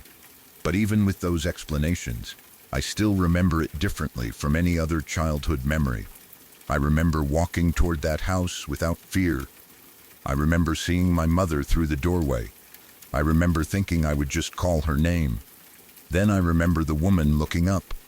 Some memories fade around the edges. You lose the date. You lose the weather. You lose the details of what you were wearing or why you had gone somewhere. But one image stays sharp. For me, it was her eyes. Angry eyes. Wide and fixed on me. Then, that voice.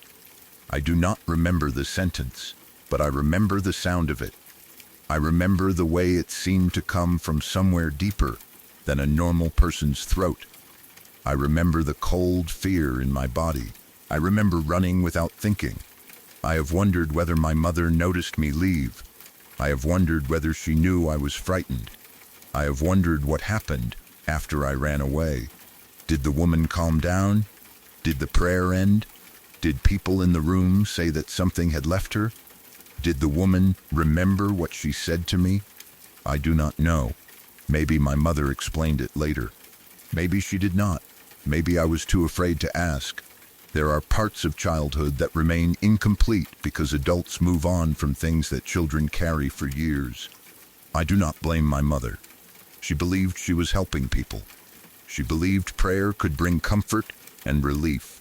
She believed she had a responsibility to be there when someone was suffering. And maybe she did help them. Faith can give people hope. It can make them feel less alone. It can give them strength in moments when they feel powerless. But for me as a child, it was frightening. I had not chosen to be part of that moment. I had only come to call my mom. And I left with a memory that still unsettles me, even though I no longer believe the way I did when I was 10. There were other times I saw my mother pray over people. Some were emotional but not terrifying. Some people cried. Some shook. Some spoke rapidly. Some fell quiet afterward. I remember adults treating those moments with seriousness, sometimes with relief, sometimes with fear.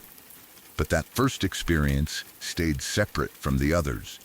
It was the moment that made the whole thing feel real to me, even if I did not know what real meant. Not real as in proof of demons. Real as in I had seen something that affected me. Real as in it changed the way I looked at certain things. Real as in I could not laugh it off afterward. Years later, I can sit here and say that there are many explanations for what I saw. The woman may have been ill. She may have been afraid. She may have been in an emotional crisis. She may have reacted to the prayer in a way shaped by her beliefs and the beliefs of everyone around her. She may have used a strange voice because she was overwhelmed. I may have remembered the moment more intensely because I was only 10 and felt frightened. All of that is possible, but I cannot pretend it did not happen. I cannot pretend I did not see my mother praying over a woman on her knees. I cannot pretend the woman did not look at me with an expression I had never seen before. And I cannot pretend I did not run because her voice made me feel like something was deeply wrong. I still do not know exactly what I witnessed that day. Maybe nobody ever will. But I know I was a child standing at a doorway, trying to get my mother's attention. And for one unforgettable second, someone looked back at me in a way that made me feel like I should not have been there at all.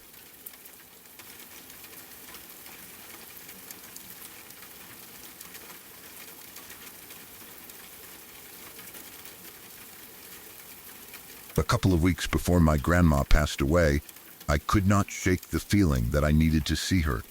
It was not something she had asked me to do. Nobody had called me and said she was doing badly. There was no emergency, no sudden family message, no obvious reason that I needed to drop everything and go to her house. That was what made the feeling so strange. I saw her often enough already. Our family had little get-togethers every other week, and she was usually there. I was used to seeing her in that setting, surrounded by everyone else. There would be food, people talking over each other, family members moving in and out of rooms, and the normal noise that comes with being together. I did not have to make special plans to see her, because she was part of the rhythm of the family. She was just there. That is how grandparents can be when you are lucky enough to have them nearby. You do not always think about the fact that every visit matters, because you assume there will be another one. There will be another dinner, another holiday, another weekend, another conversation in the kitchen, another time you will see them sitting in the same familiar place. You do not think about last times while you are living them. At least, I never did. But one day, a couple weeks before she went to the hospital, I started feeling like I had to go see her. It was not a dramatic feeling at first. It was not like I heard a voice or had a dream telling me to go. It was quieter than that. It was more like a thought that would not leave me alone. I would be doing something else, and suddenly I would think about her. Then I would think, I should go over there. I would push the thought aside because it did not seem necessary. I had seen her recently. I would see her again soon at the next family get-together. There was no reason to make a separate trip. But the thought came back. I should go see Grandma. At first, I tried to ignore it. I was probably busy with my own life. Everyone is busy. You have responsibilities, chores, school or work, messages to answer, things you mean to do later. Going to someone's house just to sit with them for a little while can feel like something you can always do another day. But I kept feeling pulled toward it. It was not panic. It was not fear. It was just this persistent sense that I needed to go. I did not know why. I had never really done that before. I had never felt so strongly that I needed to make a special trip to see her outside our usual family routine. I loved her, obviously, but our relationship did not depend on constant visits. I knew I would see her. I knew she was there. Still, for some reason, that day or that week, I finally gave in. I went over to her house. I remember the feeling of arriving more than I remember the exact details of what we did. It was an ordinary visit. That is part of why it means so much now. There was no special occasion, no holiday, no family gathering, no announcement. No one was taking pictures because nobody thought it would become an important memory later. I was simply there with her. I hung out with her for a while. Maybe we talked. Maybe we sat in the same room doing our own things. Maybe she told me something small about her day. Maybe I told her something about mine. Maybe we watched television, had a drink, ate something, or just sat quietly in the way family members sometimes can when they are comfortable with each other. I wish I remembered every word. That is one of the painful things about losing someone. After they are gone, your mind starts searching through every ordinary moment you had with them, trying to hold on to details that did not seem important at the time. What did she say? What was she wearing? What did the house smell like? Was there something on TV? Did she laugh at something? Did I tell her I loved her before I left? You start asking yourself questions that never occurred to you while the moment was happening. I do not remember every detail of that visit, but I remember that I went. I remember that I gave in to the feeling. I remember being there with her before everything changed. Not too long after that, we found out she had plaque in her arteries. It was one of those things that makes life suddenly feel fragile. One moment, a person is part of the normal family routine. They are at home. They are someone you expect to see again soon. Then you find out there is something serious happening inside their body, something that may have been there quietly for a long time. There was no easy fix. Things did not end well. She went to the hospital, and after a short time she passed away. Even writing that feels strange. Passed away. It is such a soft phrase for something that can hit so hard. One day, a person is there. They have a home, a routine, a voice, a place at family gatherings. They have things they care about and things they complain about. They have habits that everyone notices, but nobody thinks much about until they are gone. Then suddenly, they are no longer there. The room is still there. The chair is still there. Their things are still there. But the person is gone. When my grandma was in the hospital, I did not go see her on her deathbed. That is something I have carried with me. I could not make myself go. I do not know how to explain it in a way that makes perfect sense. It was not because I did not love her. It was not because I did not care. It was not because I did not want to be there for her or because I thought she did not matter. I think I was scared. I think part of me could not handle the idea of seeing her frail and fragile in a hospital bed, looking different from the grandmother I knew. I did not want my last memory of her to be that. I did not want the final image in my head to be someone sick, weak, surrounded by hospital sounds, unable to be fully herself. I think some part of me wanted to protect the version of her I knew, the version of her in her home, the version of her at family get-togethers, the version of her who was alive, familiar, and still part of the world the way she had always been. At the time, I probably did not fully understand that was what I was doing. I only knew that I could not make myself go. Sometimes I hate myself for it. That is the honest part. There are moments when I think about the hospital and wonder whether I should have gone anyway. I wonder whether she wanted to see me. I wonder whether I could have held her hand. I wonder whether I could have told her I loved her one more time. I wonder whether she would have known I was there, even if she was too weak to respond. I wonder what I missed. That kind of regret can be cruel because there is no way to go back and answer it. You cannot return to the hospital room. You cannot open the door and decide differently. You cannot give yourself the courage you did not have then. You can only sit with what happened and try to understand why you did what you did. For a long time, I did not tell anyone that I felt guilty about it. I do not know why. Maybe I was afraid people would judge me. Maybe I thought they would say I should have gone. Maybe I thought they would misunderstand and believe I did not care enough. But I cared. I cared so much that I could not stand the thought of seeing her that way. Grief does strange things to people before the person is even gone. Sometimes you begin grieving while they are still alive, especially when you know something serious is happening. Some people rush toward the hospital because they need to be close. Some people freeze. Some cannot walk into the room. Some stand in the parking lot and cry. Some wait for news because they cannot bear to see the change happening in front of them. I think I was one of those people. I wanted to remember her as she was, and because of that feeling I had a couple weeks before she died, I do have a memory of her that is not in a hospital. I have that visit. I have the fact that I went to her house for no obvious reason. I have the fact that, even though I had never really felt compelled to visit her alone before, I suddenly felt like I needed to go. I did. And that was the last time I saw her before she went to the hospital. I still do not know why I felt that way. Maybe I picked up on something without realizing it. Maybe there were small changes in her health or energy that I noticed on some level, even if nobody had said anything directly. Humans are sometimes more observant than they know. You can notice a difference in the way someone speaks, moves, looks, or carries themselves without being able to explain why it stays in your mind. Maybe I sensed that something was wrong.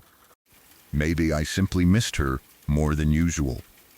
Maybe I had been thinking about her because family was on my mind. Maybe it was coincidence. Maybe the urge to visit was just a normal feeling that became meaningful after I learned what happened next. All of those things are possible, but whatever caused it, I am glad I listened to it. I am glad I went. It was not a perfect goodbye, because I did not know it was a goodbye. I did not sit down and tell her everything I might have said if I knew she would be gone soon. I did not make a speech. I did not ask her to remember anything. I did not take a picture because I thought I would need one later. It was just an ordinary visit, and maybe that is why it mattered. There was no pressure in it, no hospital room, no fear, no feeling that time was running out. She was still herself in my mind. She was still in her own home. I was not looking at her through the lens of losing her yet. I was simply spending time with my grandma. There is something peaceful about that now, even though it is still painful. I think about how easy it would have been not to go. I could have ignored the feeling. I could have said I would see her at the next get-together. I could have put it off until the weekend. I could have been busy. I could have told myself there was no reason to make the trip. Then the hospital would have happened, and I might not have had that last ordinary visit at all. That thought hurts, but it also makes me grateful. I did not know what I was doing when I went over there. I was not trying to say goodbye. I was not responding to any clear warning. I did not have a sense that she was about to become sick or that I was seeing her for the last time. I only had a feeling, a small, persistent feeling that I needed to see her, and I listened. Sometimes I wonder whether everyone has moments like that.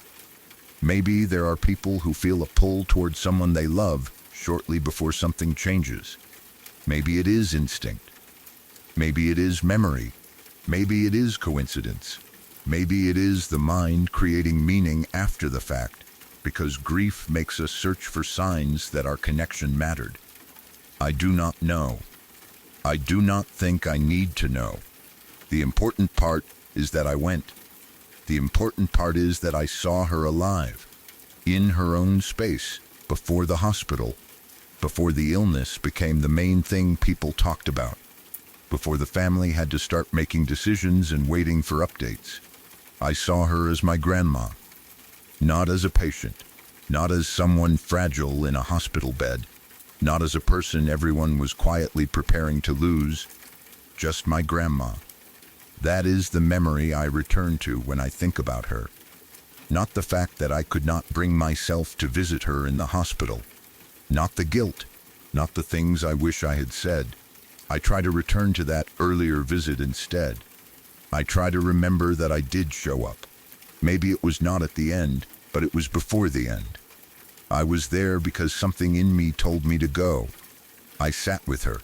I spent time with her. And I had no idea that soon after, I would be grateful I did. I still struggle sometimes with not seeing her on her deathbed. There are days when I think about it and feel ashamed. I imagine that everyone else was stronger than I was. I imagine that I failed some kind of test of love because I could not force myself through the hospital doors. But grief is not a test. Love is not measured by whether you were able to stand in one room at one terrible time. Love is built over years. It is built in visits, conversations, family dinners, jokes, habits, memories, and all the ordinary ways people become part of your life. It is built in remembering someone when they are gone. It is built in missing them. It is built in carrying them with you, even when you wish you had done something differently. I loved my grandma. That is true whether or not I saw her in the hospital. I think the reason I could not go was because I loved her and did not know how to face losing her. At 13, 20, 30, or any age, people are not always ready to see someone they love become frail. Sometimes the mind protects itself in ways that look selfish from the outside, but are actually rooted in fear and grief. I wish I had been braver. I wish I could say I went to see her and held her hand, but I cannot change that part. What I can hold on to is the visit before, the one that came out of nowhere, the one I almost did not make, the one that felt unnecessary at the time because I thought I would see her again soon. I remember feeling almost forced to go over there, not in a frightening way. Not like something supernatural was commanding me, more like an inner tug I could not ignore. Go see her, just go. So I did. And now, when I think about the fact that she died only a couple weeks later, that visit feels like a gift. Maybe it was coincidence. Maybe it was instinct. Maybe it was simply love reminding me not to put off time with someone who mattered. Whatever it was, I am grateful for it. I never told anyone how strongly I felt that urge, and I never told many people how much I regretted not seeing her near the end. Those were things I held quietly for a long time. But I am starting to understand that I do not have to punish myself forever for being afraid. I was not trying to abandon her. I was not trying to avoid her because she did not matter. I was trying to protect myself from a moment I did not know how to survive. And before that moment ever came, I went to see her. That was the last time I saw her before she went to the hospital. I did not know it would be the last time. But I was there. That is what I try to remember.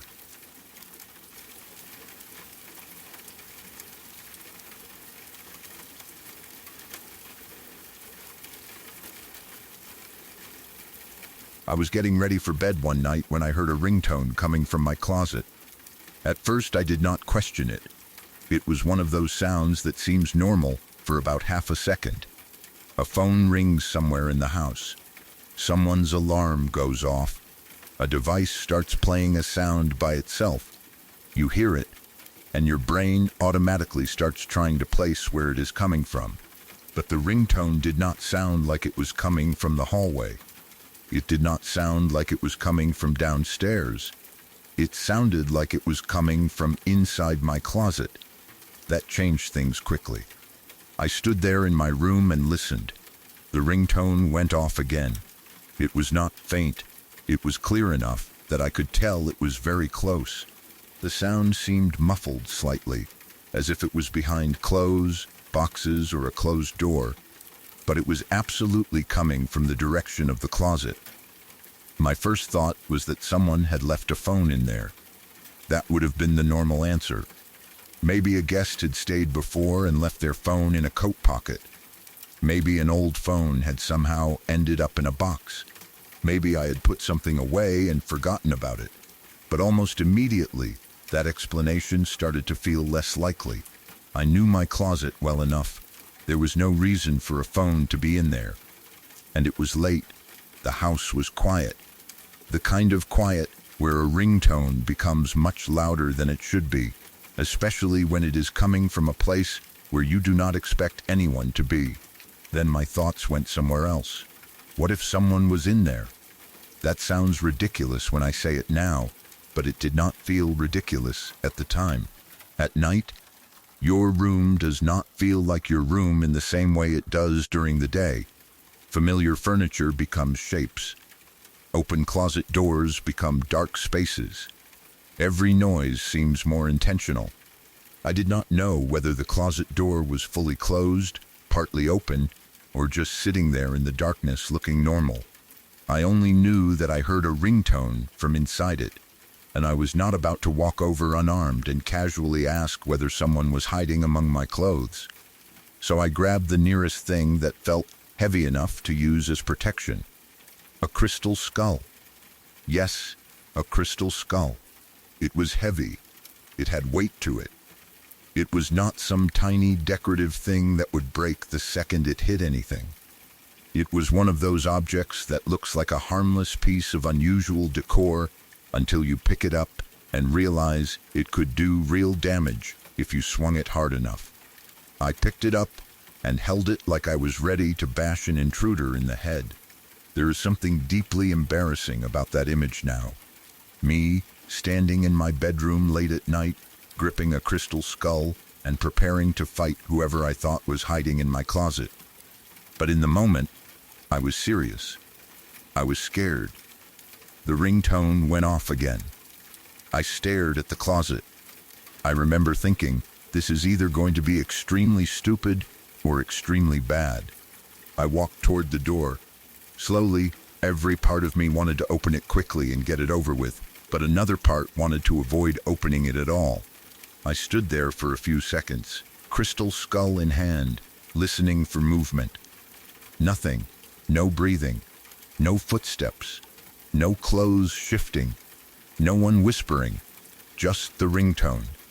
Then I opened the closet. It was empty. Or at least, empty in the way it was supposed to be.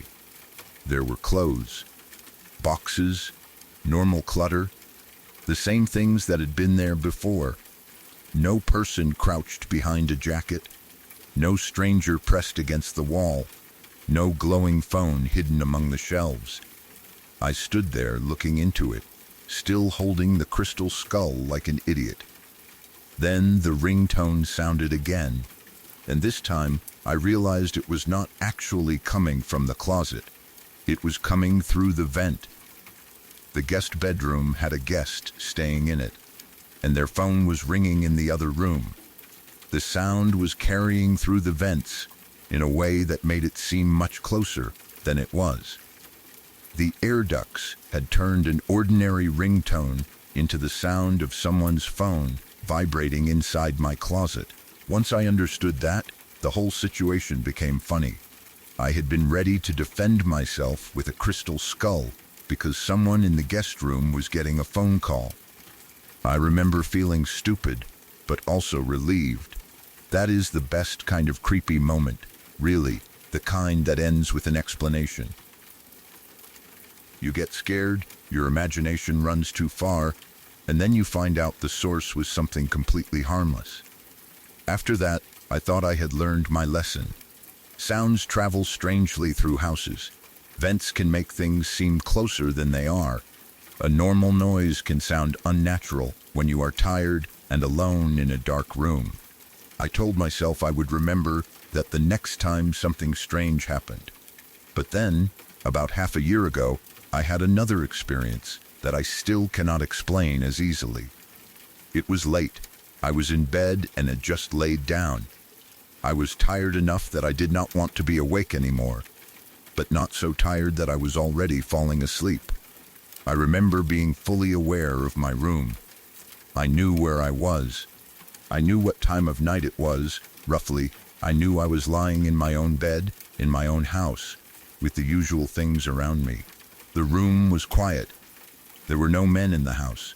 That was important. I was not sharing the house with a brother, father, boyfriend, husband, male roommate, or guest. There was no reason for a male voice to be in my room, outside my room, or anywhere close enough to speak directly beside me. I had just gotten comfortable. Then, right next to my ear, a male voice said, "Hey." That was it. Just one word. Hey, but it sounded close. Too close. Not from the hallway. Not from the other side of the room. Not from outside a window. It sounded like someone had leaned down right beside my head and said it directly into my ear. I did not scream. I did not jump out of bed. I did not grab the crystal skull again, although maybe I should have. I just froze for a second. Then I sat there, annoyed more than anything. That sounds strange, but it was late. I was tired. I had already dealt with enough normal nighttime noises in my life that part of me was too exhausted to give the moment the reaction it probably deserved. Still, I knew I had heard something. It had been a man's voice, clear enough to understand, close enough that I instinctively turned my head. I looked around the room. Nothing. The closet was where it always was. The door was where it always was. The walls, furniture, shadows, and random objects in my room all looked normal. There was no one standing nearby. No one sitting in a chair. No one hiding behind the door. No movement. No sound after that one word. Just silence. I remember scowling around the room, not screaming, not panicking, just looking irritated. Like I had been interrupted by something that did not have the decency to identify itself. I probably looked toward the vent first. That would have been the logical place to check after the ringtone incident. Maybe a TV was on somewhere. Maybe audio from another room had carried through the house. Maybe someone outside had said something, and the sound traveled through an open window or vent in a strange way. But there was nothing obvious. No television, no phone playing, no guest in another room, no male voice continuing a conversation. No second hey, nothing. I sat there for a moment trying to decide whether I should be scared. That sounds stupid, but that was honestly what happened. Part of me knew I should be unsettled. A strange male voice had just spoken directly beside my ear in a house with no men in it. That is the kind of thing horror movies use to tell you something is very wrong. But another part of me was simply exhausted. I had been ready for sleep. I did not want to turn on every light. I did not want to search the room. I did not want to sit awake for hours replaying one word. So I looked around, decided I did not care enough to investigate further, and went to sleep. Nothing happened after that. No footsteps. No hand on my shoulder. No whispering from the closet. No strange shadow in the doorway. No nightmare that I remember. I slept, and by morning the room was exactly the same. That should have made it easy to forget, but it did not. Sometimes the smallest experiences stay with you more than dramatic ones. The ringtone in the closet had an explanation. It was ridiculous in the end, but it made sense. A guest's phone rang. The sound traveled through a vent. My tired brain decided it was coming from a closet, and suddenly I was holding a crystal skull like I was in some low-budget horror movie. That one was easy. The hay was not. I have tried to explain it. Maybe I was already starting to fall asleep. There is a strange period between being awake and asleep where your brain can do unexpected things. You can hear sounds that are not really there. You can mistake a dream fragment for something happening in the room. You can hear your name, a door closing, a voice, or a short sound that feels completely real. Maybe that was what happened. Maybe my brain had begun slipping into sleep before I realized it, and the word came from a dream that never fully formed. Maybe I had heard something else. A pipe, a vent, a distant voice, an animal outside, and my brain turned it into the word hey. That would be a reasonable explanation. Maybe sound carried from a neighbor. Maybe a person outside said something, and it traveled through a window or wall, in a way that made it feel close. Houses can distort sound. A voice from another room can seem like it is directly behind you. A sound from a vent can come from the wrong direction. I had already learned that with the ringtone. Maybe someone was watching a video somewhere nearby. Maybe a phone had played something.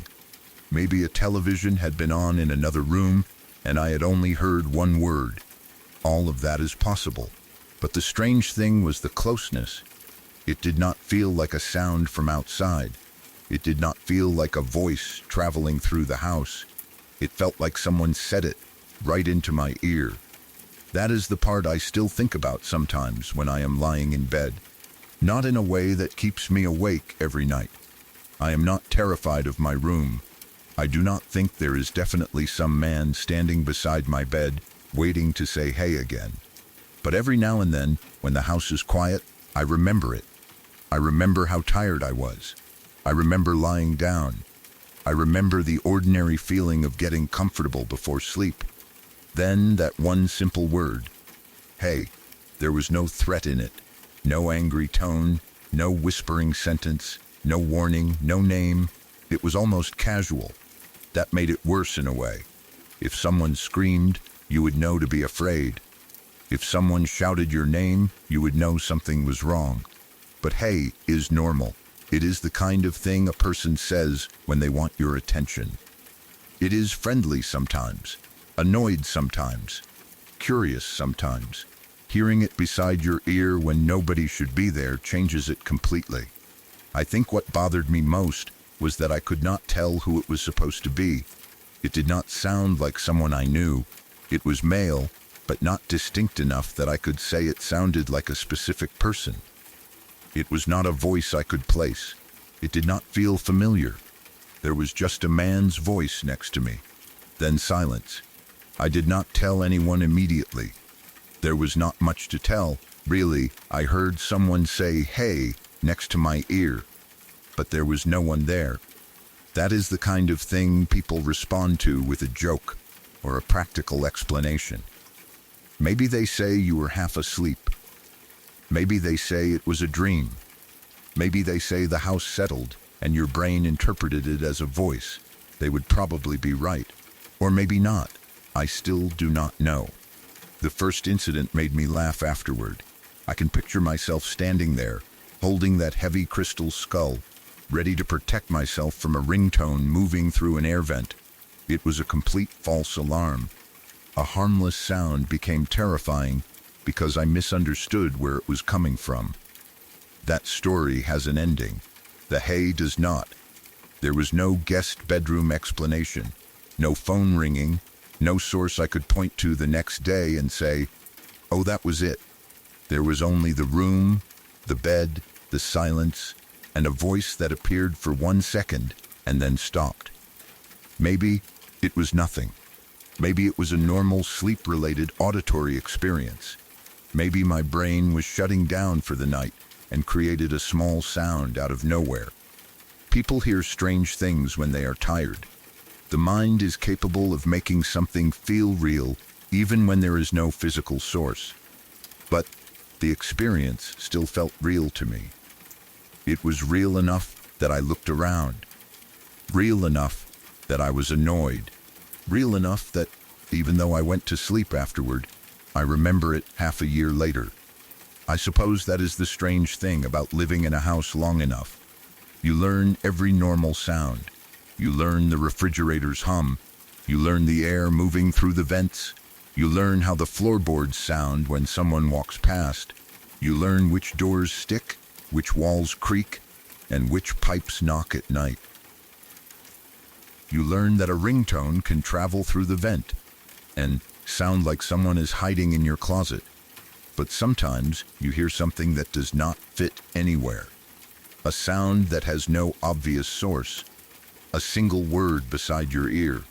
And even when nothing else happens, even when you go to sleep and wake up fine, you are left with the small, irritating question. Who said that? Or maybe the better question is not who. Maybe it is what. What was that sound? What did my brain hear?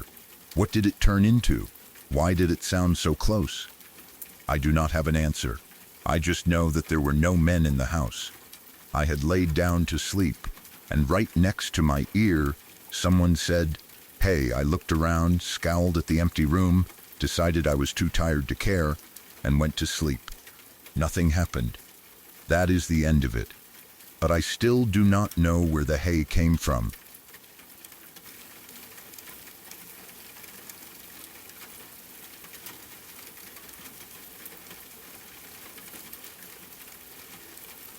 Tonight's stories are over, but darkness has a way of making memories feel closer.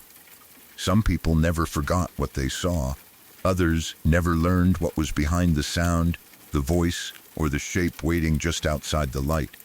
Tell me in the comments which story you will be thinking about after this ends. Subscribe to Wickless Night for more true accounts from the hours when no one wants to be awake alone. Sleep carefully, and do not trust every shadow that stays still.